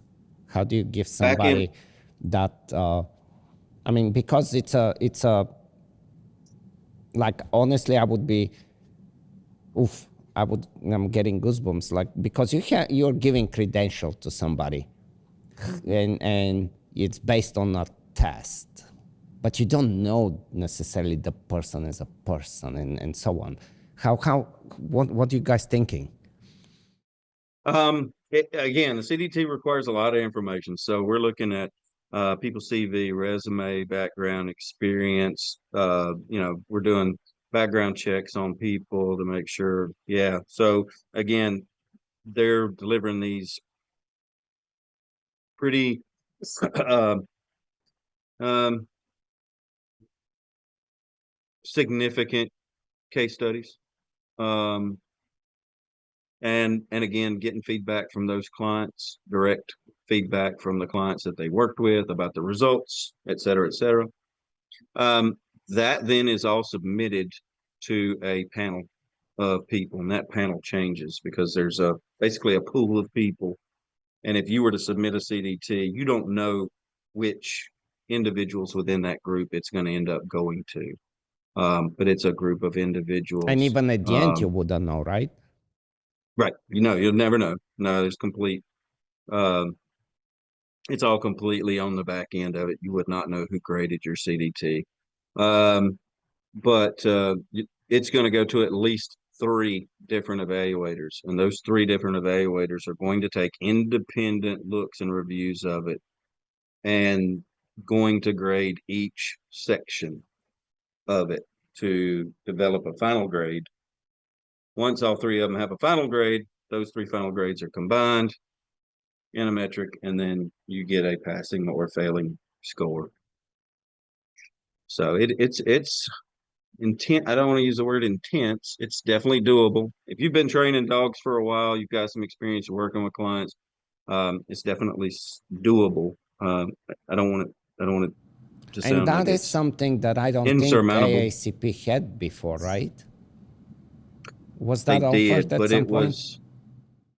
they had the CDT before, but it was incredibly cumbersome. It required the person to, email stuff in and mail stuff in, and things would get lost in the mix, and it was very complex, and it got pretty complicated and created frustration. So one of the things we did this year was we streamlined that process. Yeah. So the difficult question that I would have, maybe it's not difficult, but in our, just in like the dog training community that actually does use some form of aversive in their training, there is potential of abuse, and often there is abuse. How, and is it even visible? What would AACP, if anything, I mean, how would that be something that AACP can say, okay, well, we can revoke membership, we can, like, are there any conversations? Is that something of concern? Because that's like probably one of the biggest, I think, problems that if we can resolve to some extent, we will be in a better place, because I think it's important that somehow we deal with that. But everybody is afraid, probably including myself, to point finger at somebody else that has a business and is doing whatever, unless like dogs are dying in their hands and so on. Tell me about this. What are you guys thinking and doing? So the organization has and has had an ethics committee. Code of ethics, right? Something. Yeah, so there's an ethics committee right now. Marlene is overseeing that particular committee. That may change down the road, but right now she's overseeing it. I don't know if you know Marlene, but she's also the one over legislative committee, and she does a fabulous job on that side of the house too. So the ethics committee is there primarily for the purpose of receiving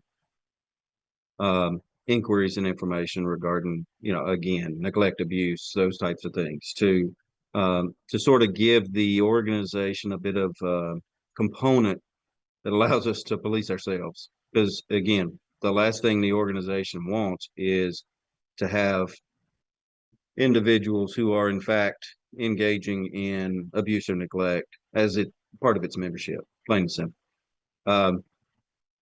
Do we get complaints submitted through there? Yeah, absolutely. They're looked into. And oftentimes it's unfortunately pretty clear that there's something going on. However, most of the time that we get those, face value. You look at them, the person's been arrested by law enforcement, so forth and so on, for neglect or whatever. But when we get them, we look and they're not members of our organization. So because of that, we have no ability to do really anything with it. It's just sort of filed away. Fortunately for us, they're not members of our organization, right? So, but we do get those. And again, if they are members, the ethics committee has a very clear process that they would go through to make sure that those people, if they're engaging in that type of stuff, are not going to be members very long. Yeah. I mean, because sometimes also on the other side of things, there is probably a lot of false red flags to where you just take a snippet of 5 seconds of something and you're trying to make a conclusion of what that would look like 15 minutes later or a week later or 2 months later. And this becomes so tricky and so difficult and kind of unfair to, I mean, hopefully all of us have learned not to judge something by 5 seconds of some video, right? It's just not the right thing to do. What about, what do you guys ever think of, is there any communication? I wouldn't even go that far to say collaboration, but any form of communication with APDT or any of these organizations? Where are we standing with them today? Yeah, no, not that I'm aware of, not at this time. No, no. Those organizations who are pretty clearly Yeah, they have against. drawn a very deep line in the sand that it's just not really even, the use of pain, fear, and purposeful discomfort and all these things that actually when you read it, when you hear it, you will say, yeah, I agree with that. But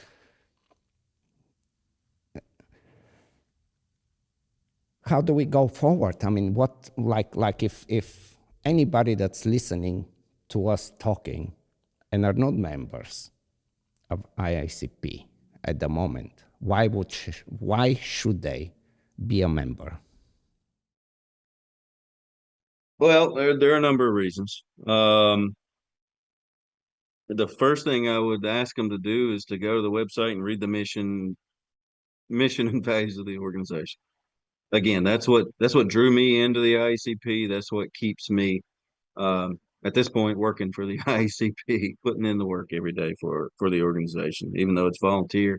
I get up and I put in some time for the organization every single day. Why? I believe in the mission. Um, I believe as a professional, I should retain the ability again to make the decisions that I feel are best for the dogs and clients that I'm working with. Period. Um, if somebody agrees with that, if somebody believes in that, then they shouldn't hesitate. They should immediately click on the member section and join. Plain and simple. And it's They should not, support the what is the organization. membership? I mean, we're not talking, I mean, it's actually a symbolic sum. It's really, we're not talking something ridiculous, but the numbers of membership actually really matter for when and again, like, I mean, way back, I don't even know why and how I got into the legislative committee, but I remember us stopping few times those push for shock collar bans and in different areas and it was IACP still has that image and power to put a stop on kind of nonsense like this and say, hey, there is another side. And I think just for that, being a member to where it adds one more person in the numbers, I think just that is a must for anybody that cares. I don't know. Absolutely. We've got a number of membership levels. Professional is the most expensive. You mentioned the price. It's $125 a year to become a professional member. Associate members, $100. Those are differentiated by level of experience. And we've got supporting members, affiliate memberships. Um, again, I think start at $65 a year. As you put, yeah, absolutely. The more people we add to the roll call, the roster of the organization, the bigger voice we have. Potentially the bigger voice we have. Um, again, if you believe in what the organization stands for, you should absolutely join. But more importantly, in my opinion, you should get involved. Again, the organization has committees, the organization has work groups, the organization has right now a lot of things going on. Our legislative committee, the one you talked about being on before, continues to work day in, day out. Um, there are collar bans right now going on in Singapore and being proposed in places like Singapore and Ecuador and places where honestly as long as I've been in this industry, I would never expect to see them there. I really wouldn't. I mean, it's like, man, these things are popping up in places I really wouldn't expect to see them. You know why? I have a kind of idea why that's happening. I think it's because, and again, I mean, I'm kind of like you. I just go all over the world, and people, let's say I don't know, let's pick whatever, Colombia, they would think, well, the Germans have banned it, the Belgians, it must be the right thing and the cool thing to do. Not realizing that they just got tricked and trapped into it, and they wish that they can get out of it. And there is this, like really people think that this is the right thing because of how it gets presented around the world. And not realizing that they are very actively trying to reverse it. And in some cases, I think this will happen. I really believe that this will happen in some countries. I don't know how far it's going to go. But I think that's what goes on in the world right now. Countries that are kind of going along, they think it's the cool thing, the right thing. And as far as volunteers and help, like if somebody wants to say, okay, I can spend a little bit time off working on my algorithm on social media and making these videos every day and post them. Instead, I can leave a little time and contribute to the bigger picture of things. There is a need for that, right? I mean, IACP would need it, right? Absolutely. Yes, absolutely. Yeah, again, like I said, we've got a number of committees and work groups, and it is a 501c6 nonprofit. So we're all volunteer organizations. So everything is done, with the exception of 2 office staff. Everything is done by volunteers. My position and the balance of the board of directors, we're all volunteers. So we contribute our time, and sometimes of the year it's a lot more than others, to make the organization move. So yeah, we've got education committee, service dog committee, legislative committee. We actually have a European members committee. I know. I was just going to talk about that. I was going to bring this up. How is this is a little bit difficult, I think, in Europe, especially in certain countries in Europe. How do they look at IACP there? I think so. I was actually for quite some time. I was the director of oversight for the European Members Committee, so I got to know all those individuals, guys there. We got folks from UK, Doms from Germany, Netherlands, now Portugal, Belgium. So, some, as I hate to put it, some affected countries, right? Um, and I've had a lot of conversations with those guys about sort of state of the union, for lack of a better way to put it, there in Europe, and so that I have a better understanding of where they've been, where they are, and where they hope to go. Unfortunately, the ICP doesn't have the obviously doesn't have the same name recognition in Europe that it does in the US. And that's something that particular committee is working really hard to change. They're doing um, trying to be really active on social media. They're doing podcasts. They're doing Q&A sessions to try to raise awareness about the organization, the benefits of being a member, getting involved, and working to try to create a different situation for some of those folks. Really good group of really good. I've gotten to know all of them quite well, and I mean it's a superb group of individuals on that committee, and they're That's they're good. putting in the work. They really are. That's good. And I mean, these are, especially in Europe, it's kind of very important that the people that are doing the work have a good image themselves, right? And because Europe is, I mean, they're just so brutal as far as, like I was making a joke one day, like I can have a link of a prong collar on my keychain on my car, and that would already tell the majority of people that are in dog training there what I stand for. It is insane. And like right now, I'm gonna go to, I mean, like in a week or something, I'm going to England to make a very cool presentation, actually a few presentations that are not even related to, they're just overall very educational dog training things. But, you're going there and you have this lunatics that are, trying Trying to to get you stopped. trying to get you stopped, trying to convince every person that owns a dog that there is a better way, that there is more humane way, that we don't need to bring pain and we don't need to do the fear and discomfort and shocking and use all these words.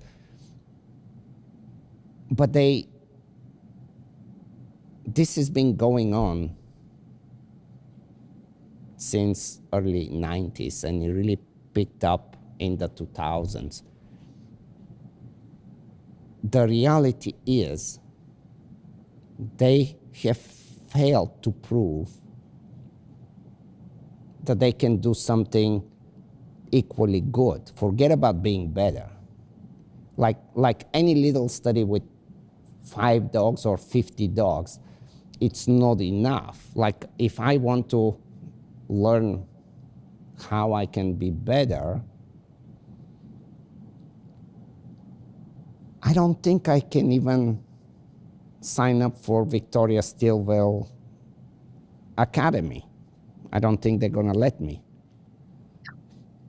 And then would I, it's kind of like, well, there is a better way, but you already are in the dark side so far that we forget about you. And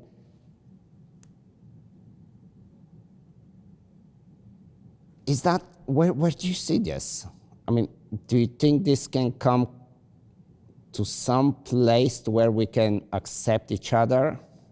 Or, like, I've given myself up the idea that we can convince each other, because that's just like, that absolutely we cannot convince each other. The reality that I see, I'm fine, do what you want to do. But when you don't understand, you don't have the knowledge, and you don't have a reason to talk all that nonsense that you're talking about against somebody, it's not a,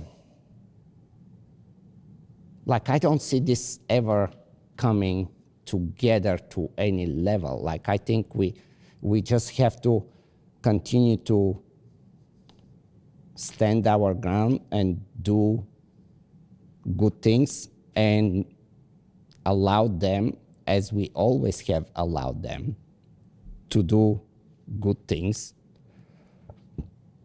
But I do not, like, I've myself given up on trying to convince the people that are in those extreme groups, you know. There is plenty of trainers that are curious, that are trying and choosing, well, I want to train my dog without aversives. I mean, that's cool. That's your choice, and you're accomplishing something.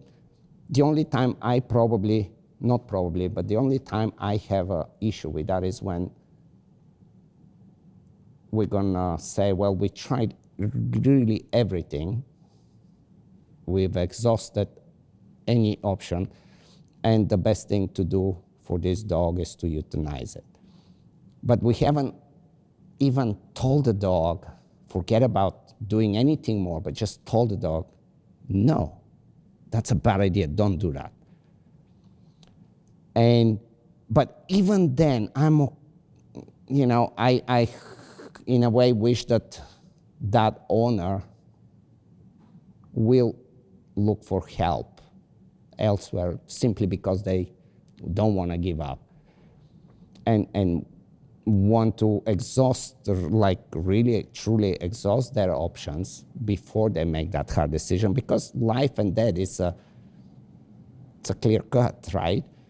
And if I have if my dog is, or my kid, or anybody that I care, and I've tried a lot of things, and it's at the point that I'm like, I'll go to some witch, I'll do some bruja or Baba Yaga, whatever. Like, I mean, I'm at the point that I want to save my dog, or I want to save my kid from cancer, whatever it is.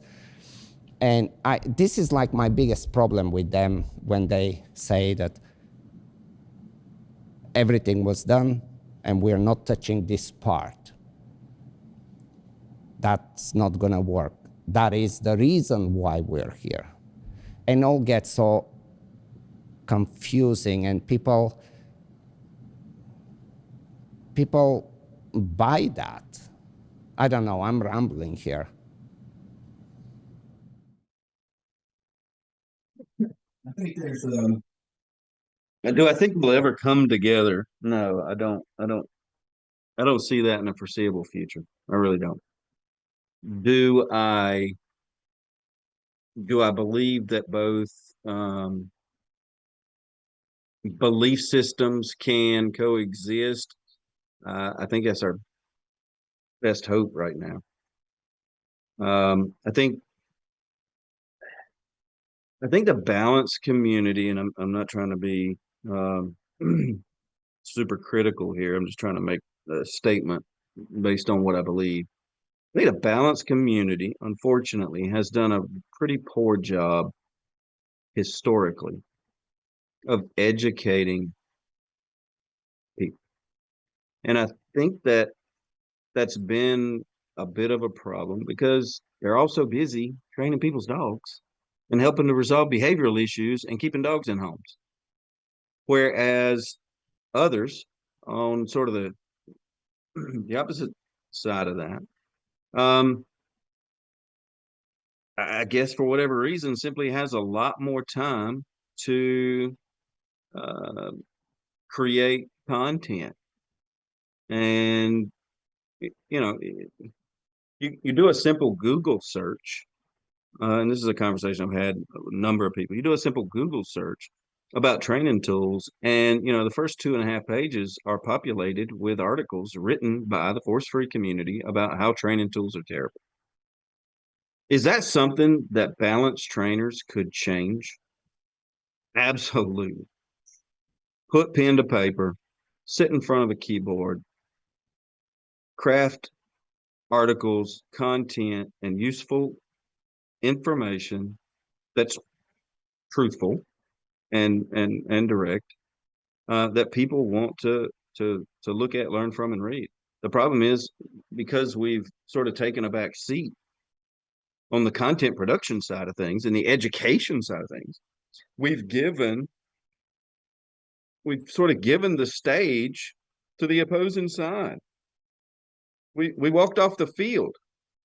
We walked off the field, and now they're the only ones that are really sort of out there. I think that's a super easy solution to level the playing field on some of these situations is education, education, education. The problem is in in some in some part the problem is their rhetoric just sounds good. The reality is it sounds great to the majority of the public. You're not gonna cause pain. You're not gonna create discomfort. If you do X, Y, and Z, look at a prong collar. It's not the most appealing training tool. I love them, beautiful things if used properly, but the reality is I can't sell it to somebody as looking like something other than a medieval torture device. The reality is that's what it looks like. That's not what it is. We all know that. We all know that it can be an incredibly valuable tool. The reality is it just ain't real pretty. But can we educate people? Can we do a better job of showcasing how the proper and effective use of these training tools in capable hands have changed the lives of both dogs and their owners? Yes. I don't think we've done enough of that. Historically, I just don't. And I think we need to make that a priority moving forward. And maybe also somehow the whole force-free communities, because they're so much invested in this fight, they support each other blindly without like, okay, no, he's force-free, therefore I don't care what they're doing, but they're on my side, so let's go, right? To where we are way more careful to which person you want to actually say, yeah, you're good. And probably it's also because, sure, some of the training methods, they're not quite the way it should be. But again, there is that other side. Like, I'm just thinking out loud because any force-free advocate, like from like the big advocates, they would be like, well, even if you fuck up you reinforce whatever, it's not the end of the world. But it actually is the end of the world for many dogs. You are not able to rehabilitate a problem dog, and you're giving up way too soon. So it is a problem. And when you say, well, if you, like sometimes if I really am one-on-one with somebody, they will be, okay, yeah, of course, it's works, but you need this experience and you need all these things. And most people don't have that kind of knowledge. And the reality is that when you, like for most of those when you do any kind of behavior rehabilitation specifically, and you're trying to go all force-free, you need way more knowledge, you need way more time, you need way more structure. I mean, you need to set up so many things and for so long that most people are like, okay, I mean, I'm all about it, but eventually I need to see we need to be able to accomplish something. But they will always go back to that, and they will say, well, even if you fuck up anything with force-free, no harm is done. And that's just so not true. Not at all. And back to your earlier point, yeah, you're right. That group, that community is singing from the same hymn book, while the balanced community on the other side is arguing with each other over how a prong collar should be fitted because your dog's wearing it looser than I would put it on, or you're using the e-collar in a way that I wouldn't condone or recommend. I do it different with my clients, and yada yada yada. The reality is if your dog's wearing a prong collar way looser than I would ever put it on mine, but it works for you and your clients, and it's not harming the dog, and I I do it completely different, but it works for those dogs and clients, and I get results for them to keep those dogs in their homes, and it's not harming the dog. Should we really be spending our time and unfortunately just spinning our wheels infighting with each other while this other group again is committed to making sure that neither of us get the opportunity to argue over those tools anymore because they're going to be banned. Yeah. It's a tough one. I know now certain people that are listening will be like, oh, yeah, but Ivan is always looking down on certain ways of how somebody else using electric collar. And I can disagree, but it's not I think all of us ultimately have to disagree when things are done really bad. I mean, that's at least a very good start. And that's a very difficult place. How do you, where is that line that you say, well, you're starting to be an ethical trainer from here on with what you're doing? That's not easy. And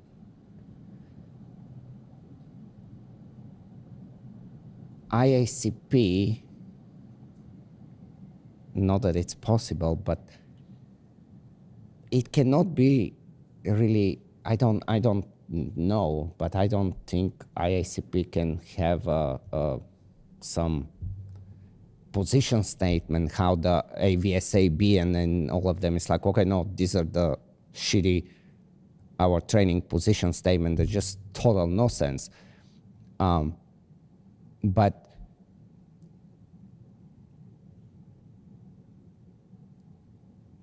I'm so torn between like a regulation or no regulation whatsoever.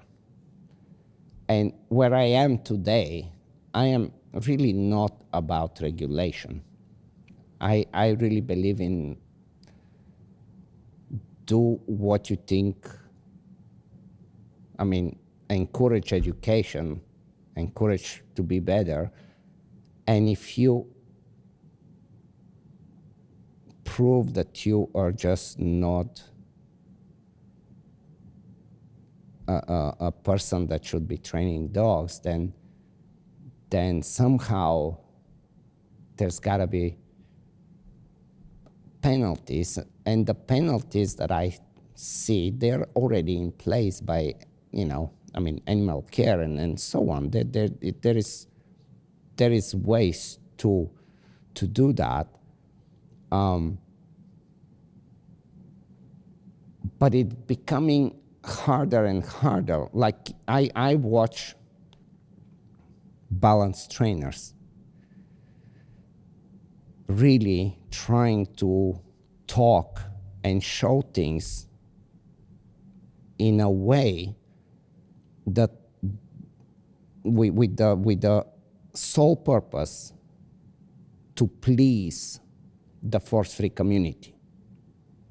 It's like, oh, this is a whatever, it's gonna tickle, or it's you know, and oh, first we need to do this, and only then we will do this.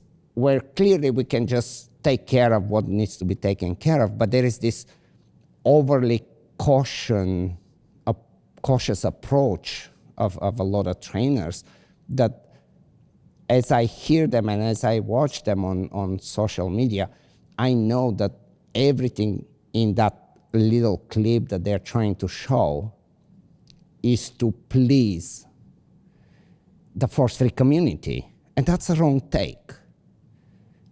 But we went too far in it, you know? I don't know, not easy. It's not. But, you talk about consequences for being a bad trainer and regulations. Yeah, I mean, but there's also consequences from the clientele. If you're doing a poor job, sooner or later, your clientele is going to put you out of business on some level. Regulation, a lot of people ask me about that. Do you feel like professional dog training industry should be regulated? Should there be licenses required, et cetera, et cetera? I am convinced that if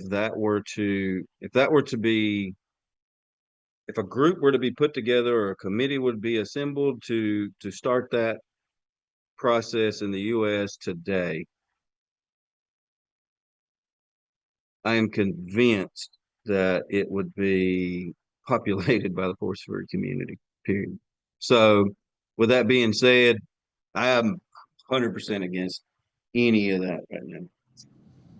I think that's the only reason they're trying to push regulation is to, I mean, they're just trying from so many angles to take over.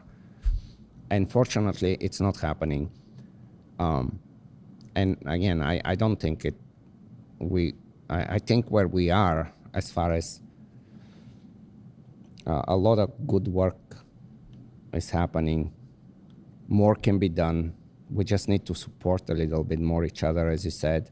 We need the membership of IACP. I think it's just super, super important if you're training dogs and if you are in agreement and you're, you cannot afford not to be a member because like you really just cannot afford not to be a member.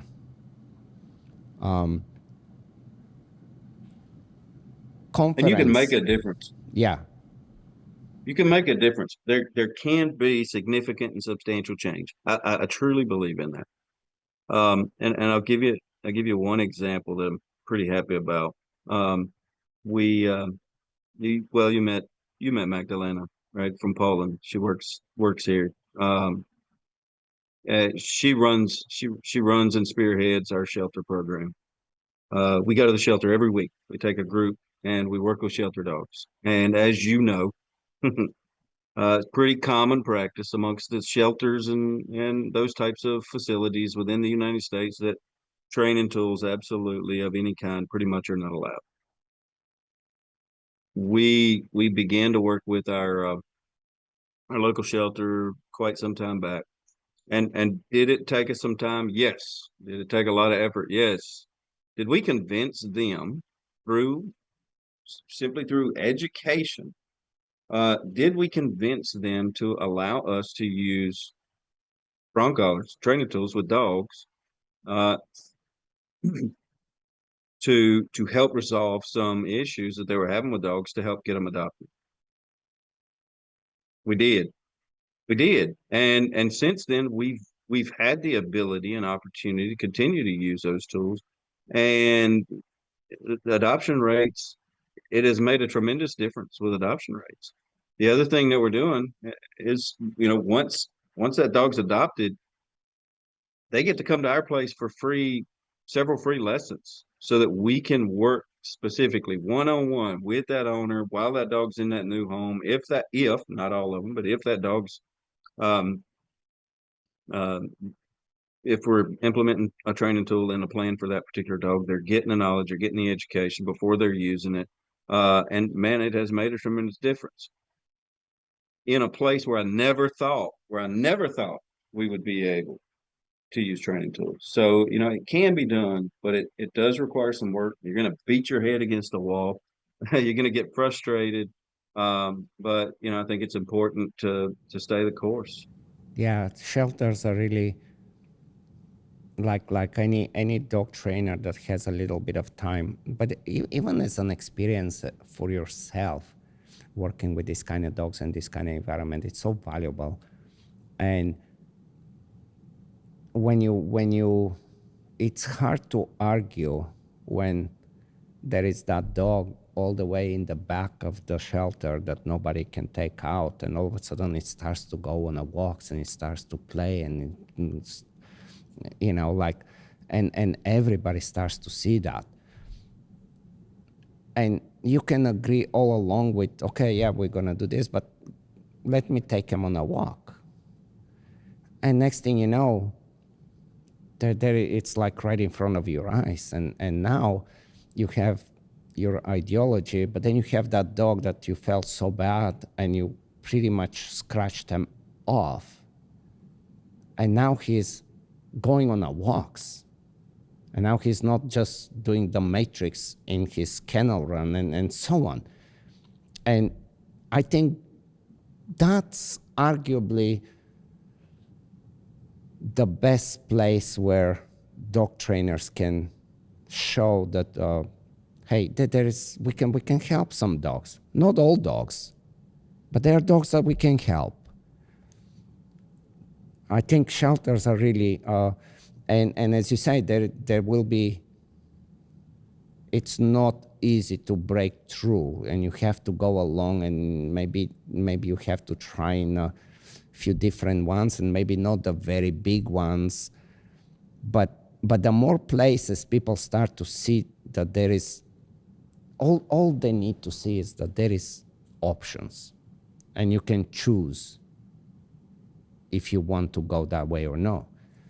But especially in the shelter, when we say, well, he's been here for 10 months, nobody is walking him, he's only causing problems,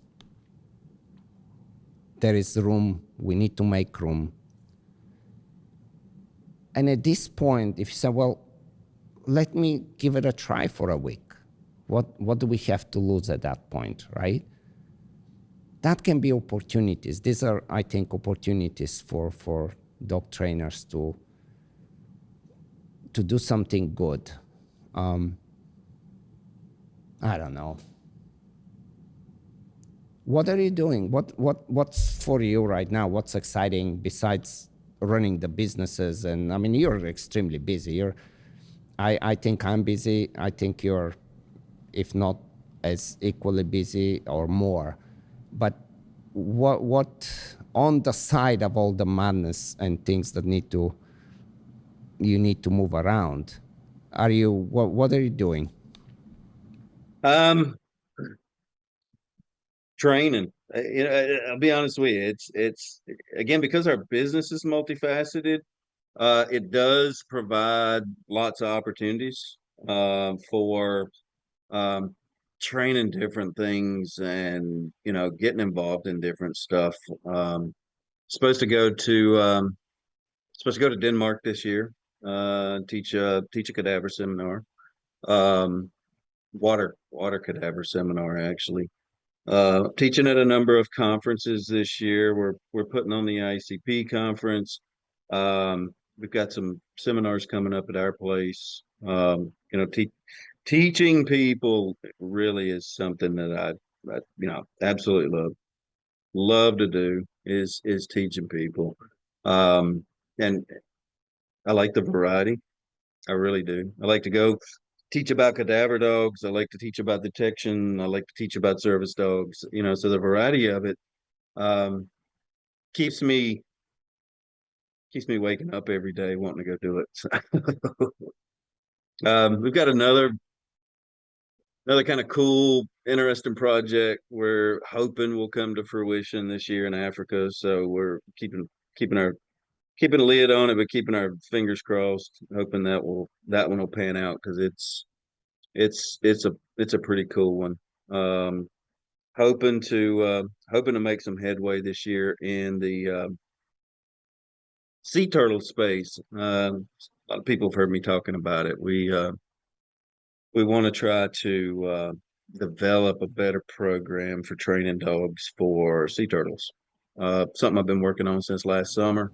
What exactly? As you may, What is that about? Like protection of sorts, or what? yep, Yeah. yeah, teaching. Well, basically, it's detection dogs, and you're teaching them to locate nests Oh, okay. So you can kind of soon after they're protect. laid. Okay. Oh, wow. Yeah, and it's a bit of a conflict because those marine biologists, most of them would love to have dogs readily available to come out and find nests. The problem is once they find a nest, they're not going to let you within 100 yards of it. So acquiring and developing good training aids and good training program for that has made it difficult. So as you know, we've done quite a few conservation detection dogs, and that's one of the things we love. We've done bumblebees and bat poop, and a lot of different things, and we want to try to delve into the sea turtle world a little more and see if we can create some improvements with the Didn't you have a detectability of them. podcast on the bumblebees? Something? I think you did have Yeah, something, right? yeah, we did one on with Jacqueline. Yeah, on the bumblebee Well, detection tell dogs. people about the podcast, how they can go into it. As I said, I'm gonna put all this in a description of the podcast. But you had a cool name of the podcast. Yeah, it's a life of dogs is the name of it, and it is just a full transparency for people who may want to listen to it. It is not a how to train dogs podcast. It is not really a dog training podcast. It's more of like human interest stories that involve dogs. So we've got stories about a lot of different things. We finished up season 2. We're hoping to get season 3 going. It's something I do because I enjoy it. So it's inconsistent. I'll tell you that. The first 2 seasons are done.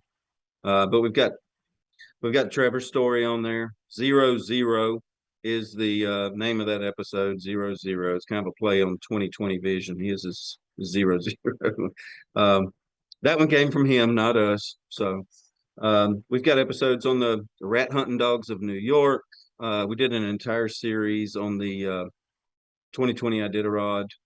We've done Yeah, those were episodes on all very cool ones too.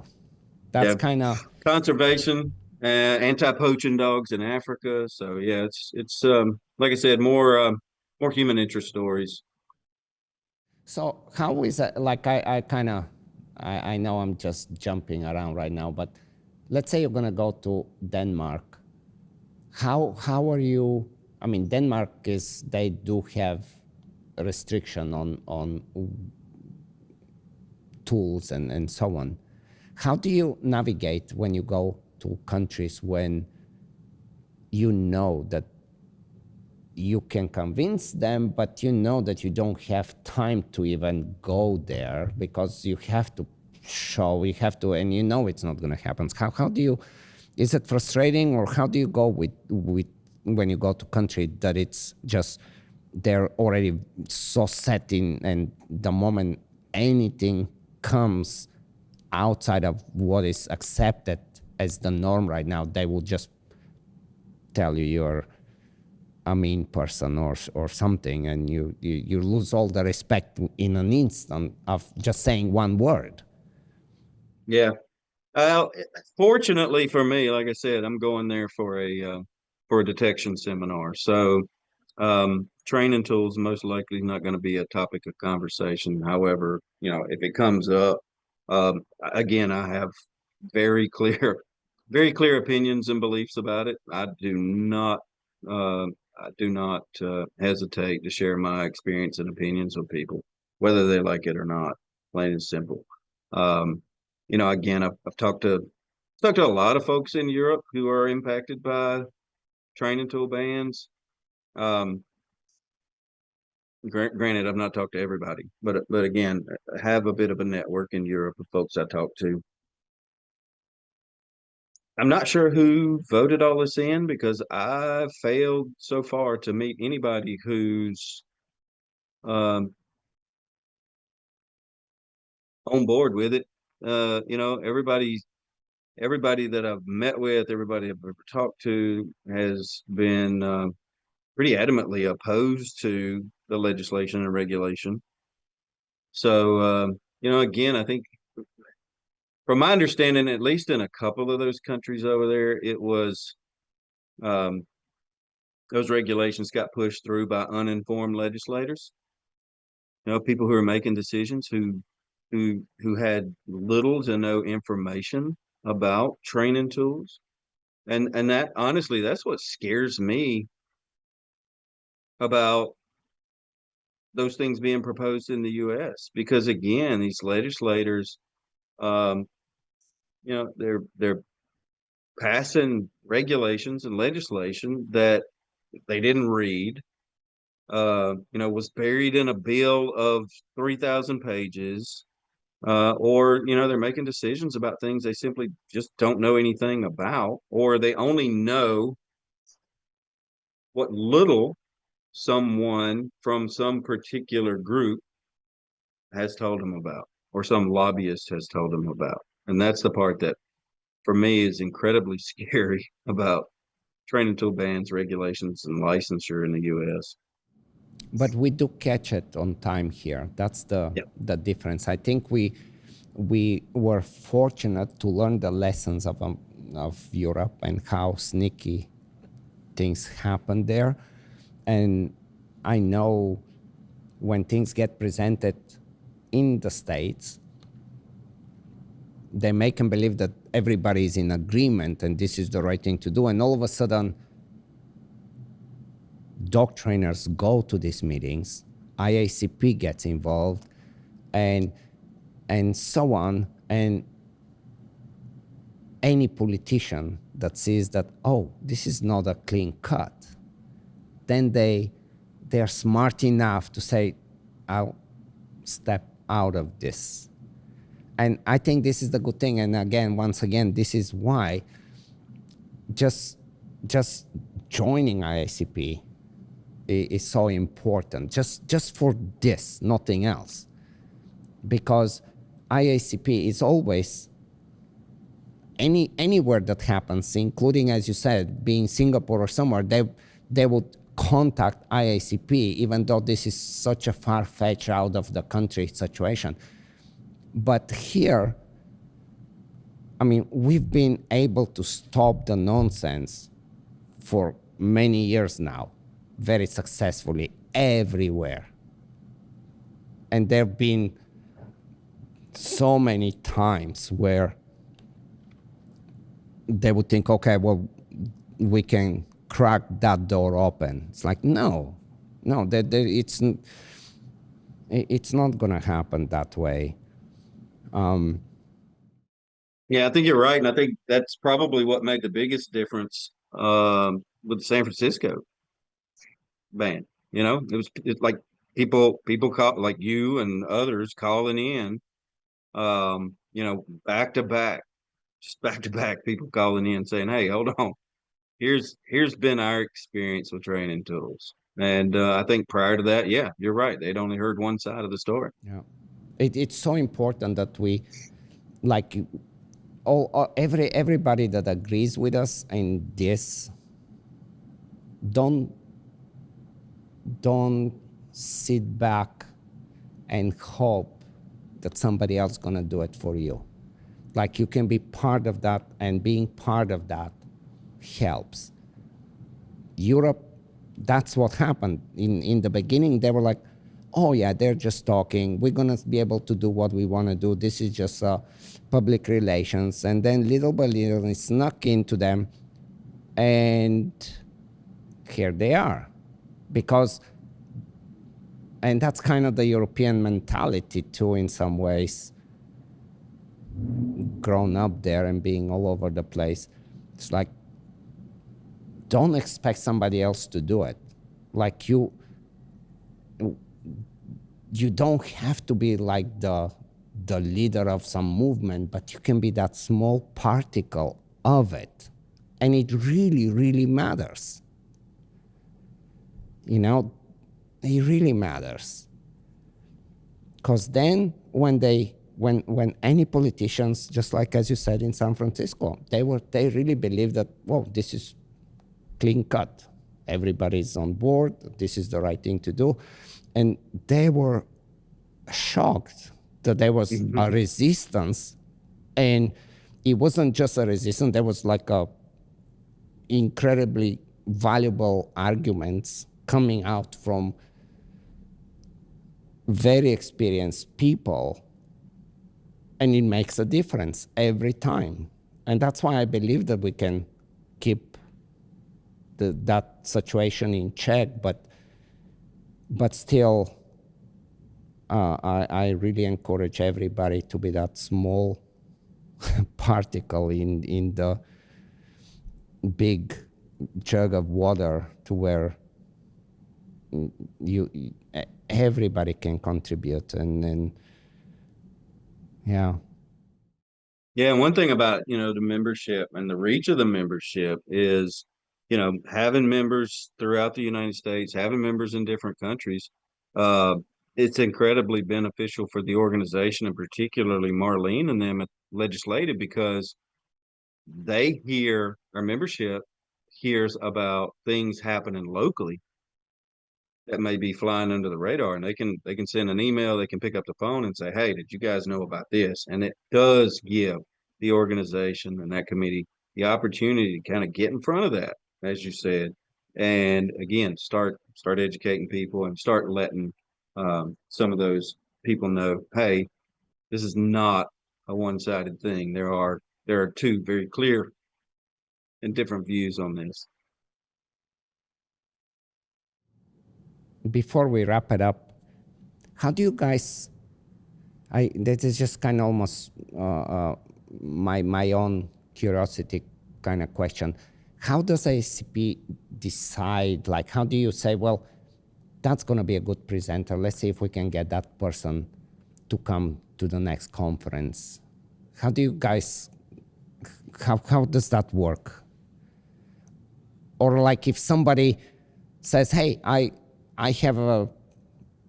want to present, or what's the mechanism to this?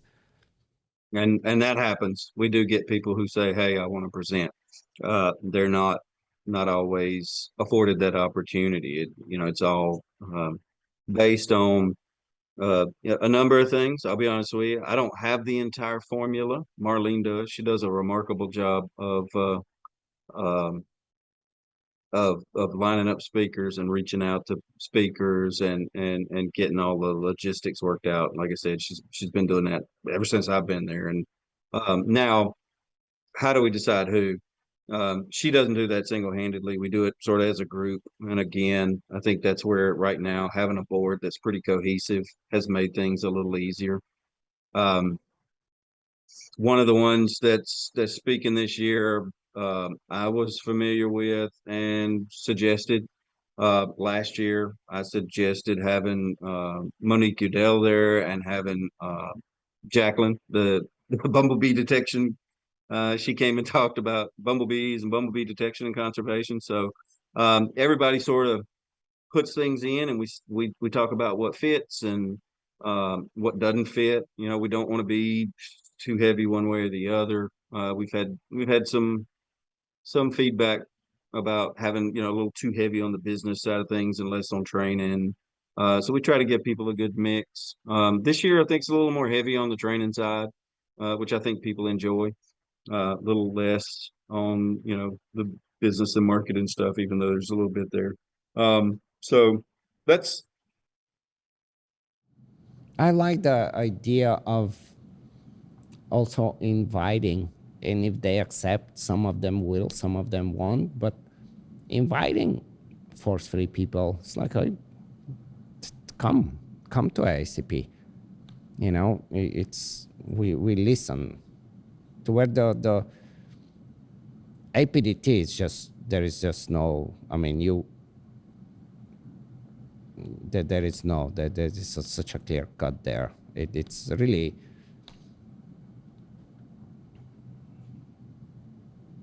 I don't know how they do it, honestly. I don't know how they just, but I can say probably the same thing about us.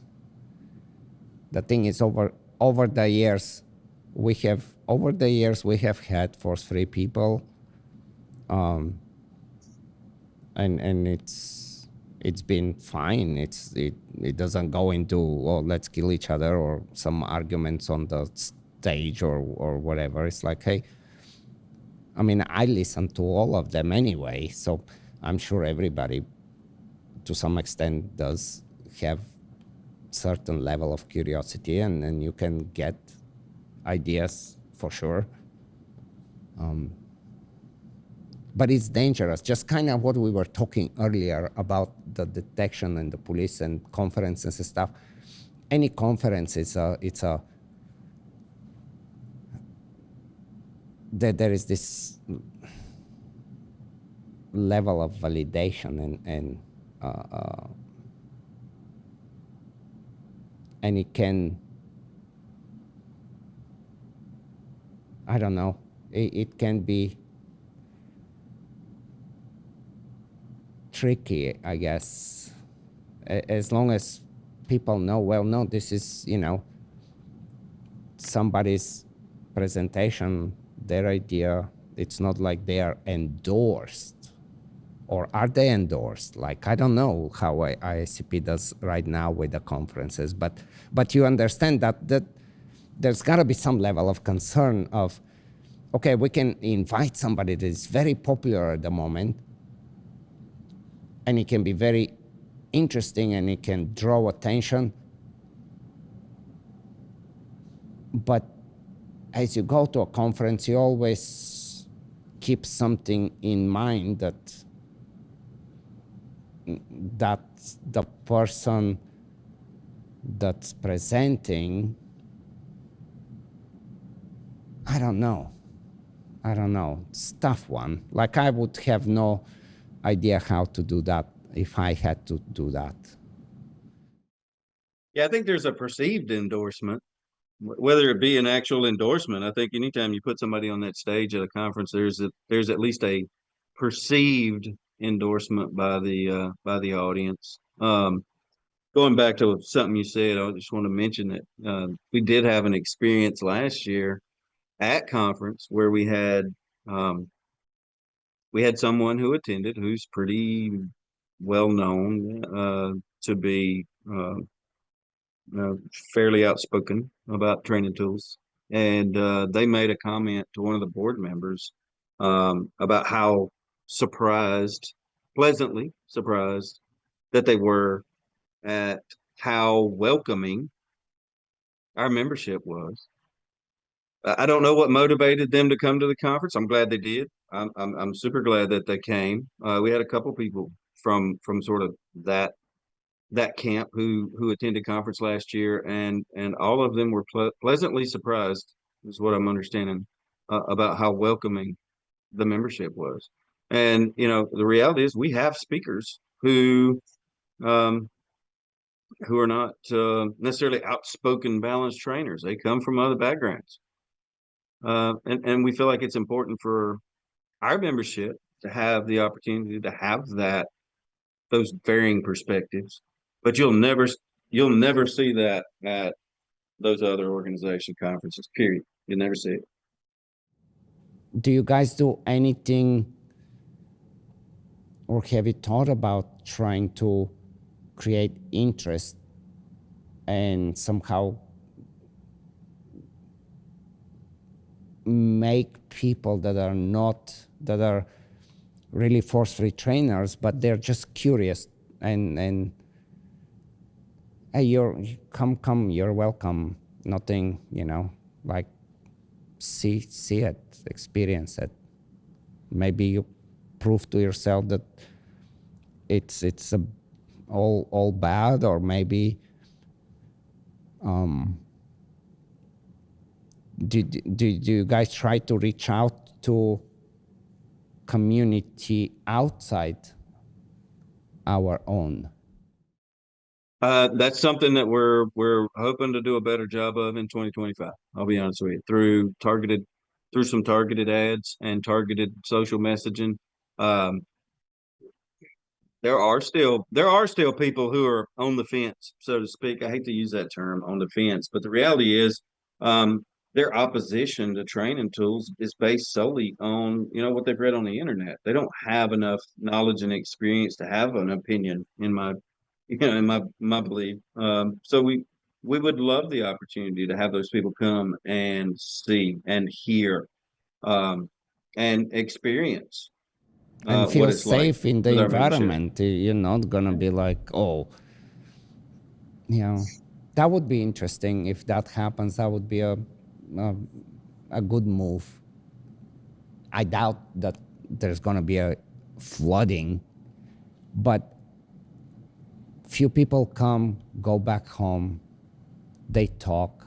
I think it's something of interest to be considered in the future. If I don't know, but then again, it might not be possible. Who knows?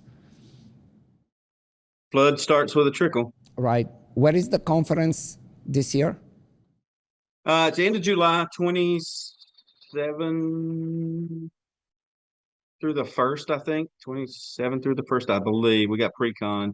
One day of pre-con. We've got a split pre-con day. So if you come to pre-conference the day before conference, there's actually two tracks you can go. One's going to be on site, one's going to be off site, two different things. And then, like I said, we got a pretty good lineup of speakers, and then we've got a lot of other things going on this year. Some new stuff. Again, And that's in sticking with Georgia some of the this year, right? Charleston, South Carolina. Or Yeah, South Carolina? right on the river. Right on the river. No, sorry, Savannah, Georgia. Savannah, Sorry. Georgia, right? It's in That's kind of, Savannah, Georgia. Yeah. Yeah, right on the river. Nice. Yeah, beautiful Hyatt. It's at the Hyatt, right on the river, and it's a gorgeous place. And last year's conference was at the Will Rogers Center, so it was at a convention center. Didn't have a hotel attached to it. We heard we tried something different. We heard the feedback from our membership, so we moved back to the hotel convention center combination this year. So, It's the best because it's like, yeah. Everybody gets to hang out more than just the presentation time. That's really the beauty of keeping it that way. So that's very cool. Yeah. That's very cool. Jason, that was awesome. I think hopefully people that listen, at least like for one last time, I will encourage anybody that cares that it really does matter to join the organization. Like the least thing. If you don't want to volunteer, if you don't have the time, but if that's something that you care about and it frustrates you on the internet, the least thing you can do is join the organization because it does make a difference. So thank you, man. Hopefully we see each other. I mean, I'm most likely going to show up at the conference, but maybe even before that when we go, because we're going to end up going up north, doing some training with our dogs as it gets too hot here. We're enjoying right now. Look at me, I'm dressed like you.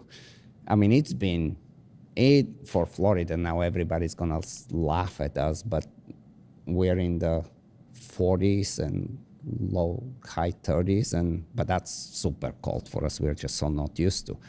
But those days are, we train all day and it's very enjoyable. Pretty soon we're gonna have to start thinking to go up.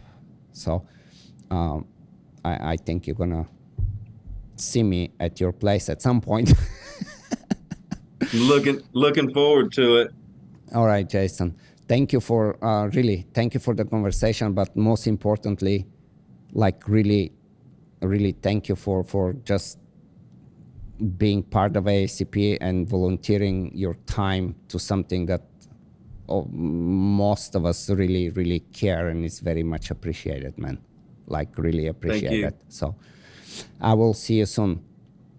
Been a pleasure. Yeah, again, if people are looking, it's iacpdogs.org. So go learn more about IACP. Thanks for having me on. It's been a pleasure. Yeah, man. I'm gonna put everything, all the links on the description. So cheers. See you. Cheers. Have a good night.